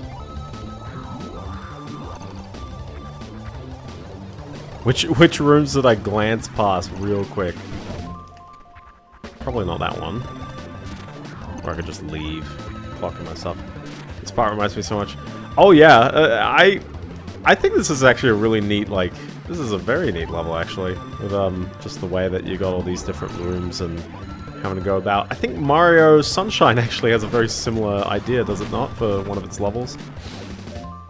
That's a game that I do not know very much about, to be fair. That's kind of the reason why I sort of haven't played it. I've played like every other Mario 3D platformer like that. I do want to replay Odyssey. But also, if you're doing it like that, you gotta play like 3D Land or something. I don't know. Stairway with the... Oh yeah, exactly. It's got those like sort of fake 3D sections as well. Oh, 103's open. There you go. Well, this leads to 203, which is not where I need to go, but sure. I'm watching my clock on this one. This one might be cutting if I don't address. Hold on, so what was in 103 here? It's got that, which needs... Oh! The CD's in there, but how? But how? Oh, you got a zombie down. Yeah, you got a zombie down. Okay, yes. Come on. We gotta hurry up, There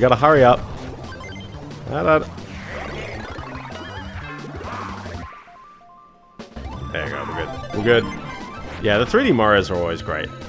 let's actually not die while I'm in the middle of this as well, because now I'm on one hit, and that's going to be very awkward if I actually do indeed die, but it shouldn't happen if I'm a little careful. Yeah, there you go.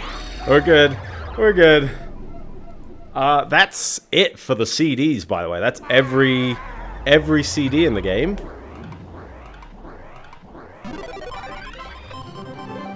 That went a lot smoother than last week, didn't it? I'd be pushing it, because there's still 2 bosses and another level. But the other level doesn't have a CD. Still has the key and the 4 thingies, though, so... I'll sort of chill for a little bit, just to sort of soak in the CD stuff. Technically... I mean, if I'm doing this okay, I don't need to worry about, I don't need to worry about the timing, but, I don't know, we'll see. We'll see. Obviously, yeah, I don't have any coins, so... Get the smile and that's it. We're good there. So how do we fight the boss? That's the question.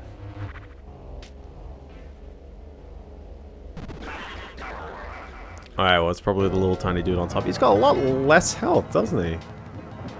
Okay, but I keep falling in the water, and then I... Okay, I need to dash on top of the wave. And watch out for... that thing. There you go. Dash on top of the wave.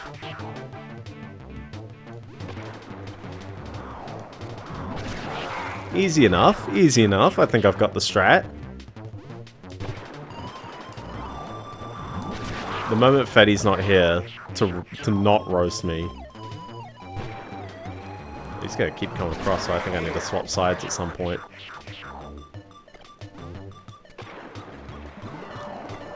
Oh, yep, that's a bit awkward. Oh, just wedged in the corner. Alright. Come on, give me a wave. There you go.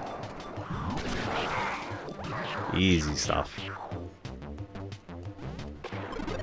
Oh! Don't eat that.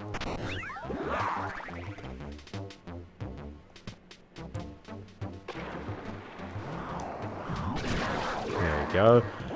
But yeah, no, I'm definitely enjoying this. Oh, is it ground pound time now?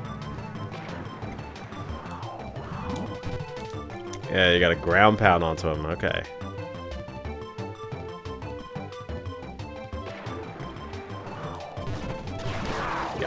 Got it. Easy. Yeah, it's like, oh no, I'm figuring this out. Oh, speedy boy, speedy waves.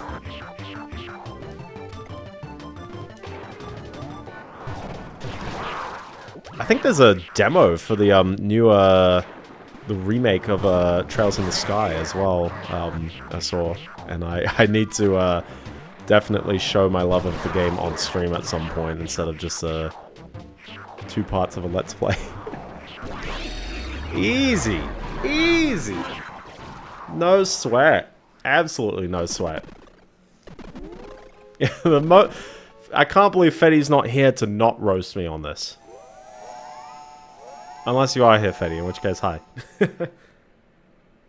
So, with the 12 chests there, we will get at least a best ending. I think the wiki has... Is it the wiki? No, there's... Someone's got a nice kind of breakdown of just like what's different, but it really just changes a handful of sprites. It doesn't affect too much. But here we are. The pyramid is finally open now that we have completed every other level. And it consists of one last golden passage level. And we'll still need to, yeah, still need to collect the huge on this one.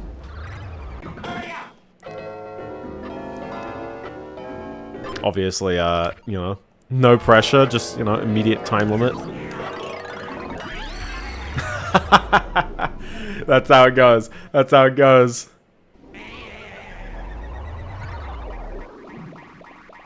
Look at that, free money! Free money! You could probably max out your score decently easily in this game. Decently easily.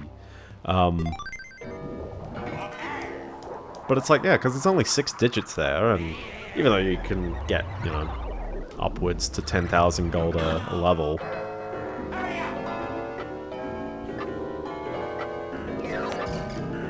Oh, okay. There's pits, which I don't assume are good. Like that. Yeah, no, they're not good pits. They're bad pits. Don't fall in the pits. It's probably going to be extra painful for the chandeliers that haven't respawned, but I think all of this level is going to be filled with time wasters.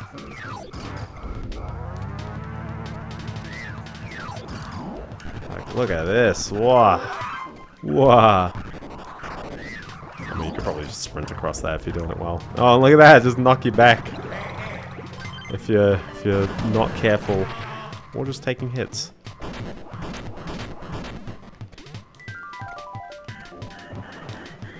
Alright, swimming, swimming, swimming. What are we swimming against? That. Don't get hit by the bubbles. Word to the wise. Oh, and I need to get that as well, so I'll need to actually go up that way. Okay, here we go. Gem is nice. And I'll need to bang my head on the ceiling. There we go. One down. I appreciate as well that you can indeed, like, you keep all your stuff as long as you exit the level. So even if you get, like, some of the triangles, that's probably a more formal name for what it is. Oh, yeah, okay. Actually need the bubble. But no, oh, gosh. But no, I don't know. This game's neat, and it's on every... Like, it's been released quite a bunch of times when Nintendo has done GBA re-releases.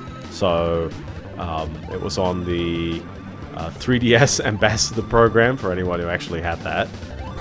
And then I believe it had a Wii U release, and it's on the Switch Online now. So, there's no need to find secret copies of the game in various means. It's decently readily available. Alright, so that's there, but why are all these guys here? Like, what is there to do up here? I think they're just here to waste my time, aren't they?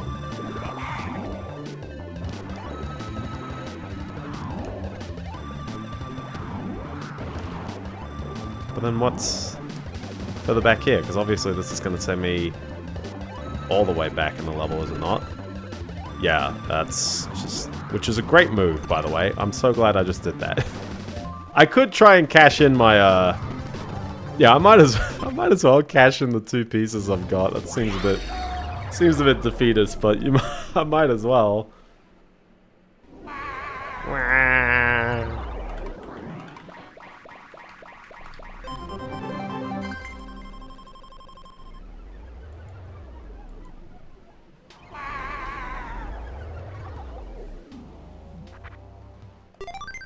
Best score, exactly. It was the best score. I don't suppose those were like ladders or anything, right? Well, I'll gauge again when I walk over to them.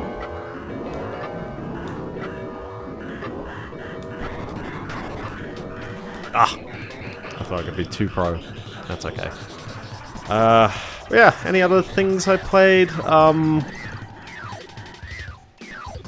I'm most of the way through the staff times on MotorStorm Arctic Edge. So I can kind of give my 2 cents about that game, which is, it's indeed a driving game, and I know MotorStorm is a franchise. I like its concept of like, oh, you know, it's got off-road racing for multiple classes of vehicles. But what I've kind of found, especially after doing the staff times, is like, man, the big vehicles seem to drive faster full stop. Let alone, like, I would have imagined the smaller vehicles can get bullied around by bigger vehicles if you're racing in a mixed class, but generally you can, you know, they're snappier, so you should be able to take tighter lines and maybe, you know, do faster times. But no, the bigger cars just do it way better. Alright, so we're here again. And like, oh, okay. Yeah, I'm like, I'm like, how do we do this? And I realize, yeah, you only do your crazy bounce. Also, I've just been through this part, so I'm very well aware of how to avoid them, which is by jumping.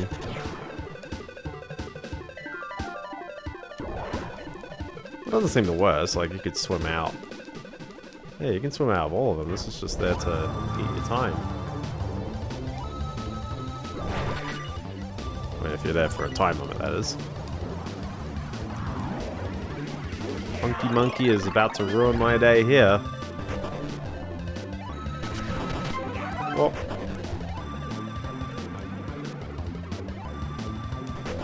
And now I gotta work off those pounds.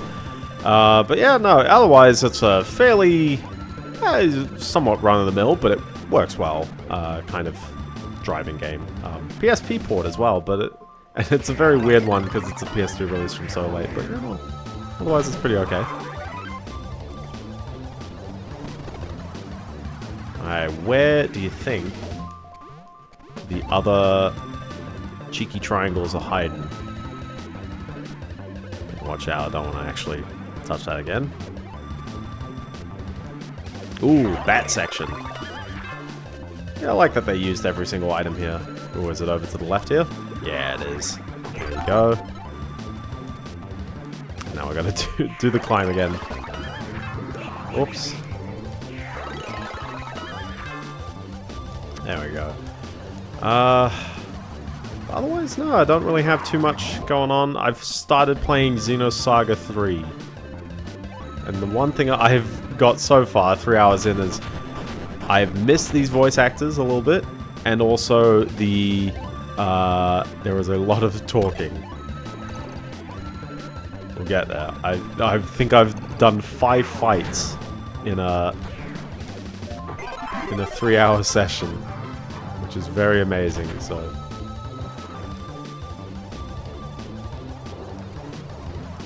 but I do hear people do like Xenosaga 3 a bunch, out of all of them. So we'll see how it goes. If they're keeping it simple. Oh, that's kind of annoying there, but we're good. We're good. Okay. So now all I need is the key. Do I need to keep rolling there? Or probably not, actually, but... rock the jumps afterwards. What is that doing here? Oh, that's just... fine. Just to get to 10,000.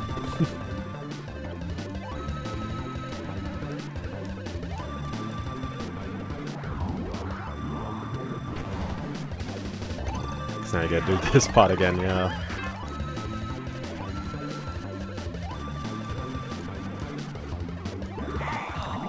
Yeah. Alright, so jump over the top. Jump down here, and then... oh, I do need a roll. Because I'm like, I'm not gonna get the, I guess the horizontal speed to jump over that.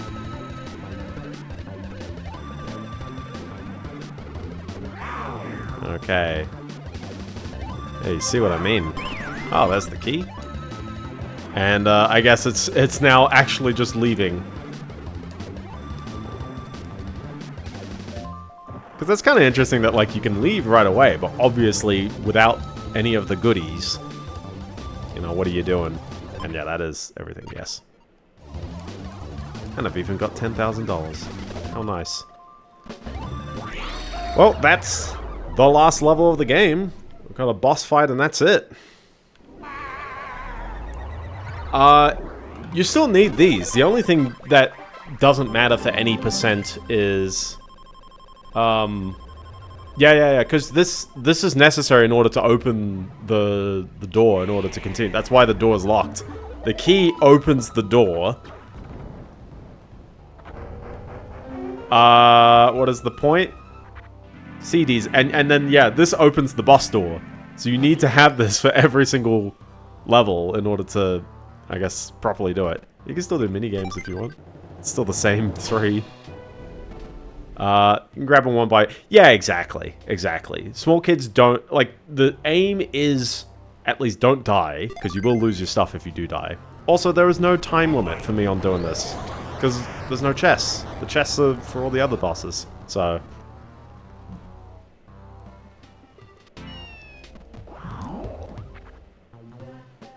we still need the smile, though. Man, now I'm a bit sad that kids, for a couple of years, are now going forward. Oh, exactly. Yeah. You can still have ones like the Switch Lite, and I actually don't mind the idea of every game is on a handheld. So this is where the 12 chests come to play, which is it's literally in the background, and it just tells you that you've indeed done well getting here. I forgot how many chests I had in my original run, but I can guarantee it wasn't all 12. True, mobile games and normal games. I do miss the era of, like, handheld games, but to some degree we do have indie games kind of filling the mix a bit, and especially there's so many games that run on, like, potato hardware. Also, I don't mind the idea of we can just emulate that time period as well. Yeah, you still have a time limit, though. Okay, the answer is don't touch it. Again, time wasting. Do we jump on it? We do. Do we throw it at anything? Do we throw it at you when you reveal your face? Do we throw it up the top? Do we throw it... do we charge throw? Yes. Okay.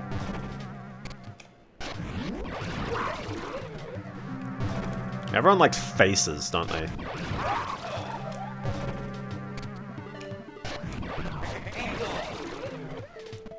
Which face will you show, Janice? Oops. Come on. Oh. It's just gone.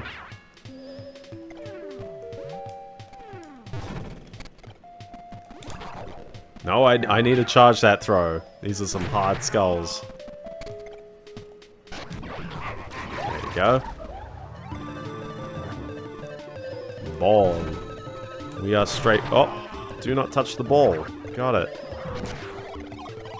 Oh, okay.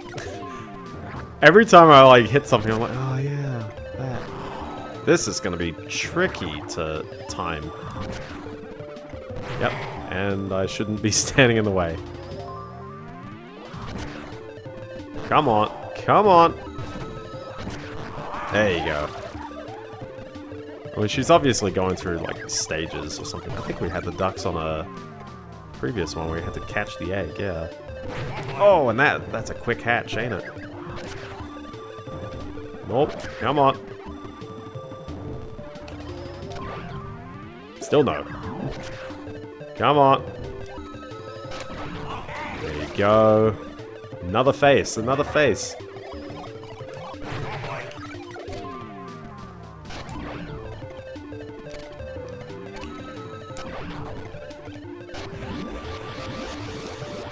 The face. Yeah, that is true. Not resetting off time. Oh my gosh.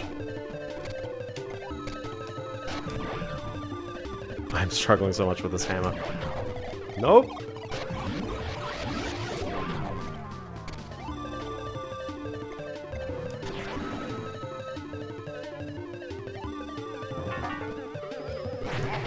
Yeah, it hurts when it's spiky. I'm sort of exploring a bit. It hurts when it's spiky, and then... no bueno, you're not taking damage from it.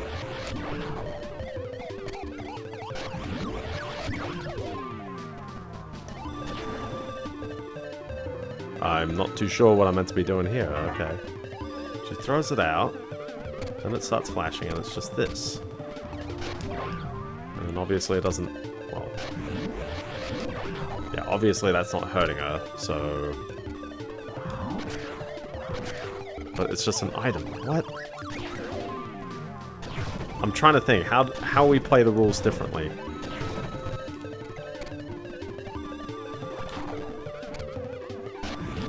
And obviously Wario isn't swinging it from the right level. I don't suppose, yeah. I don't suppose catching it is anything, but...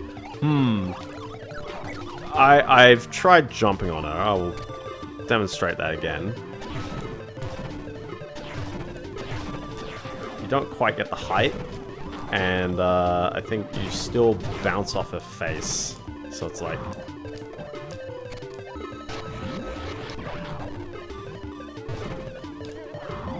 So I know I'm definitely doing something wrong, but... Alright, well, we'll take another crack at that.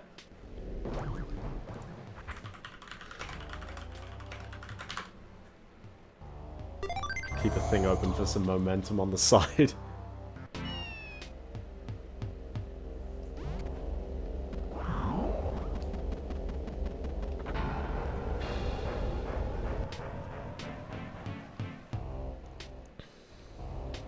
We'll get there. We'll get there.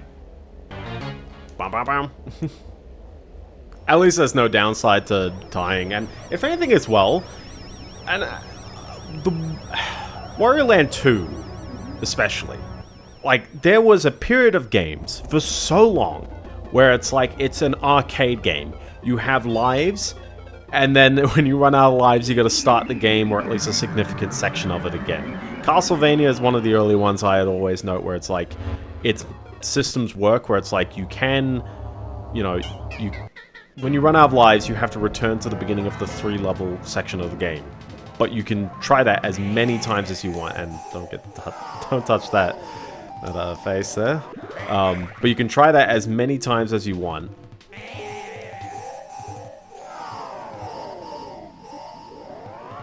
Sorry, I just jumped on that, but it was not very happy about that. There you go.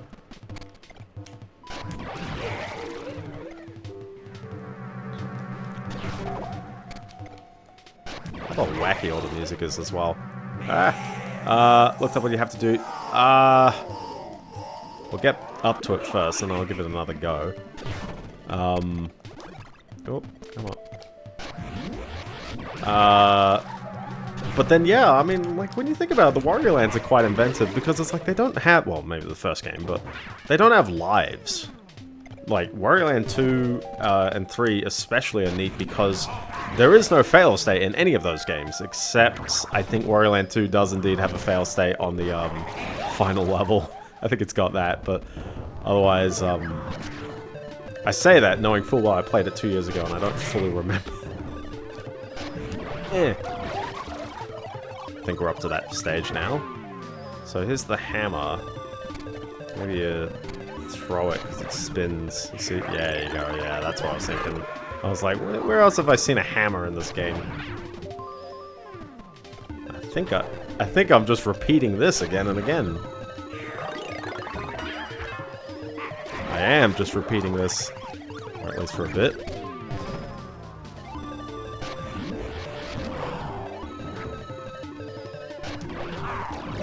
Now doubling up on attack methods, apparently. But our health is going down, so... It's now just a mixture of it all. Oh, really helps when, There you go. So just doing this and not dying.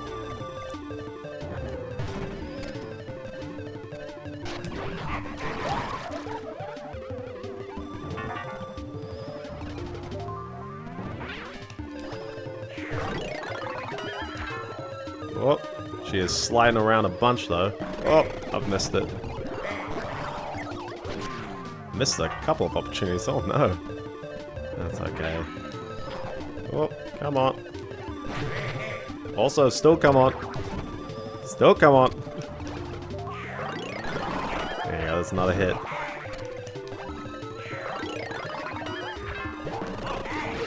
Try to get as many hits with the hammer as possible, I guess. Which is right. Yeah, I was like, where did the... Oh. Hang on.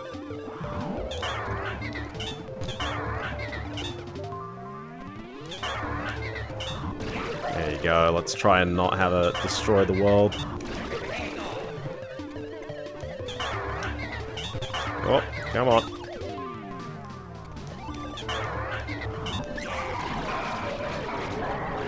Now, the coup de grace. There you go. Easy. So with our treasure chests, I think we get a very nice ending. But I think that's it. I think that's the game. It's a nice, fun game, though. And honestly, like, I don't know, GBA games don't need to be crazy long. I think there's a modern expectation that games start getting around to the 8-hour mark just all the time. But I don't know, back in those days, it's like, yeah, you know, 4 or 5 hours is a very solid length, and especially one that does have the replayability. It's like, well, you know, did you find the CDs? You play for score. If you want, you can play for time as well, even though it doesn't record it. And then obviously there's the other difficulty levels, which I think it changes some layouts of the levels just a little bit. And also definitely gives you much less time to leave the levels. And then on the super hard, you also start every level on one hit, which is a bit brutal, but... And my control... Oh my gosh, I hate this controller, I swear. People are gonna hate that in editing, I tell you. The control, I swear, yeah. I used to have... The problem as well is that it's not a detachable controller. Almost up 2 hour stream, yeah. It's not a detachable cable. I'm sorry, 8BitDo Pro 2. You have lasted like 2.5 years and you're now doing this. But I also don't know if it's because of the USB hub I'm using. It'd be a shame if it's the USB hub though. I got that one much more recently. But oh well. I explicitly got it to have the cable further out from the computer so it wouldn't, like, bend or tweak or anything. Isn't that fun about any sort of hardware? Oh my gosh, the cat was a girl the whole time. Elon, you mad lad. So, yeah, literally, depending on how many treasures you get, it makes the woman more attractive. That's it. The treasure was a cat girl. And then she must go. Her planet needs her.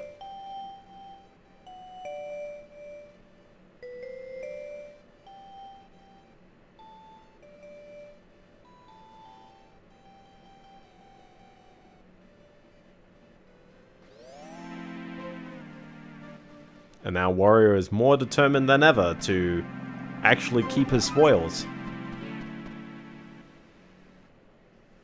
And then we get a song.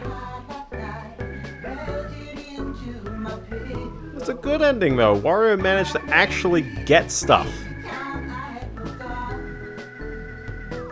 Wario Land 2, he gets memed on. He gets memed on in so many of these games where it's like he leaves with nothing. But here he is. He's got a boatload of stuff and I assume it's just flying out and showing him highlights of his adventure rather than them actually disappearing from his bag.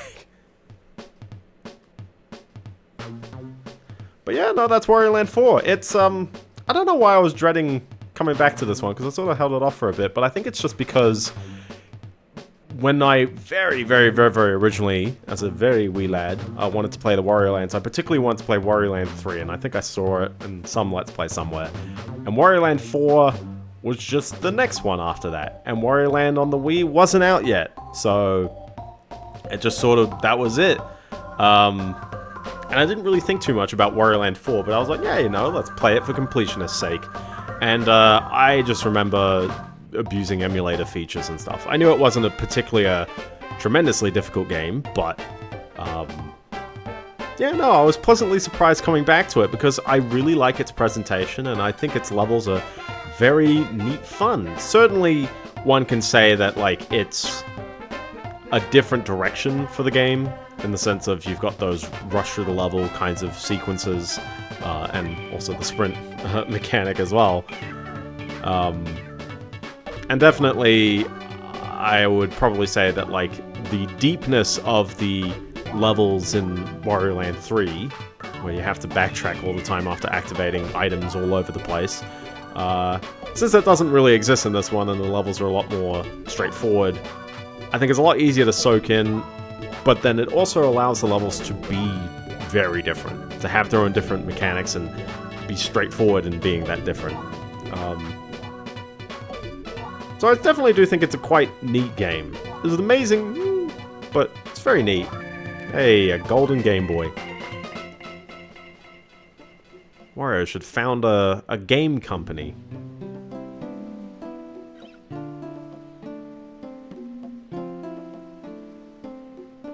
Also, don't you like it when games used to be made by like 20-something people, so you could have real slow credits like this? I do miss that.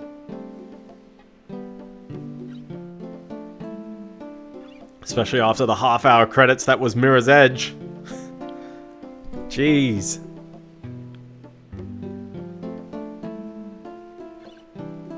To the moon. But no, it's been good coming back to this one. And,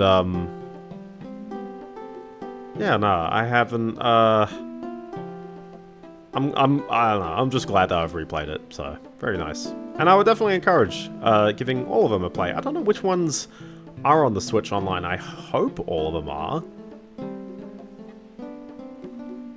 Because it is a bit of a shame that is the only way to play these games, these Game Boy games, is that's the only method Nintendo offers, which is great when it's on it, and so far I don't think they've removed games from that library at all, have they? Very bizarrely, I know they've got Quest for Camelot on the Game Boy Color. Like, you got a licensed game in there, and you haven't put, what's a really good Game Boy Color game that they haven't put on? I mean, I know the Pokemons aren't on there. A few days later.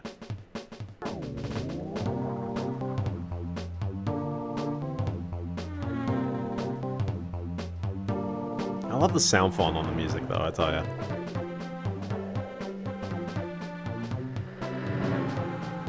Everyone likes a good old ending cutscene.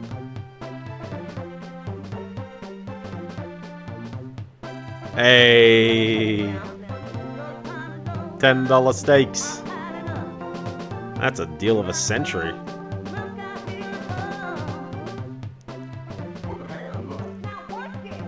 That's the ending. So, yeah, depending on your difficulty, there's a different picture at the end here. If you continue with the save data, every boss will be revived. Yeah, it sure is. So yeah, so in case you did miss any of the... I'm not too sure if you can get the... You might be able to replay the bosses for a better difficulty level. Yeah, because obviously the final level is actually closed off again. Sorry, replay the bosses for better treasure scores, maybe. So it's not, like, fully locked off to you, and obviously, like, hey, here's every level again. But yeah, other than that, the only other collectible was to get these music tracks. Which is definitely worth it.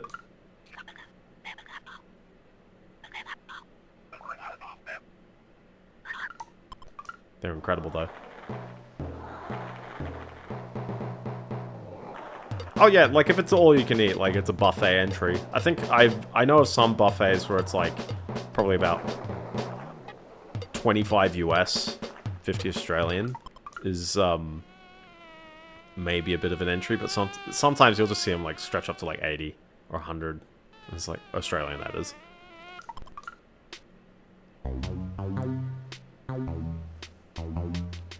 I like how you get all these CDs expecting to hear the soundtrack of the game, and then it's like...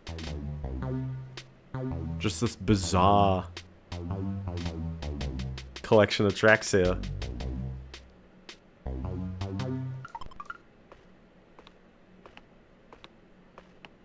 And no one can explain why.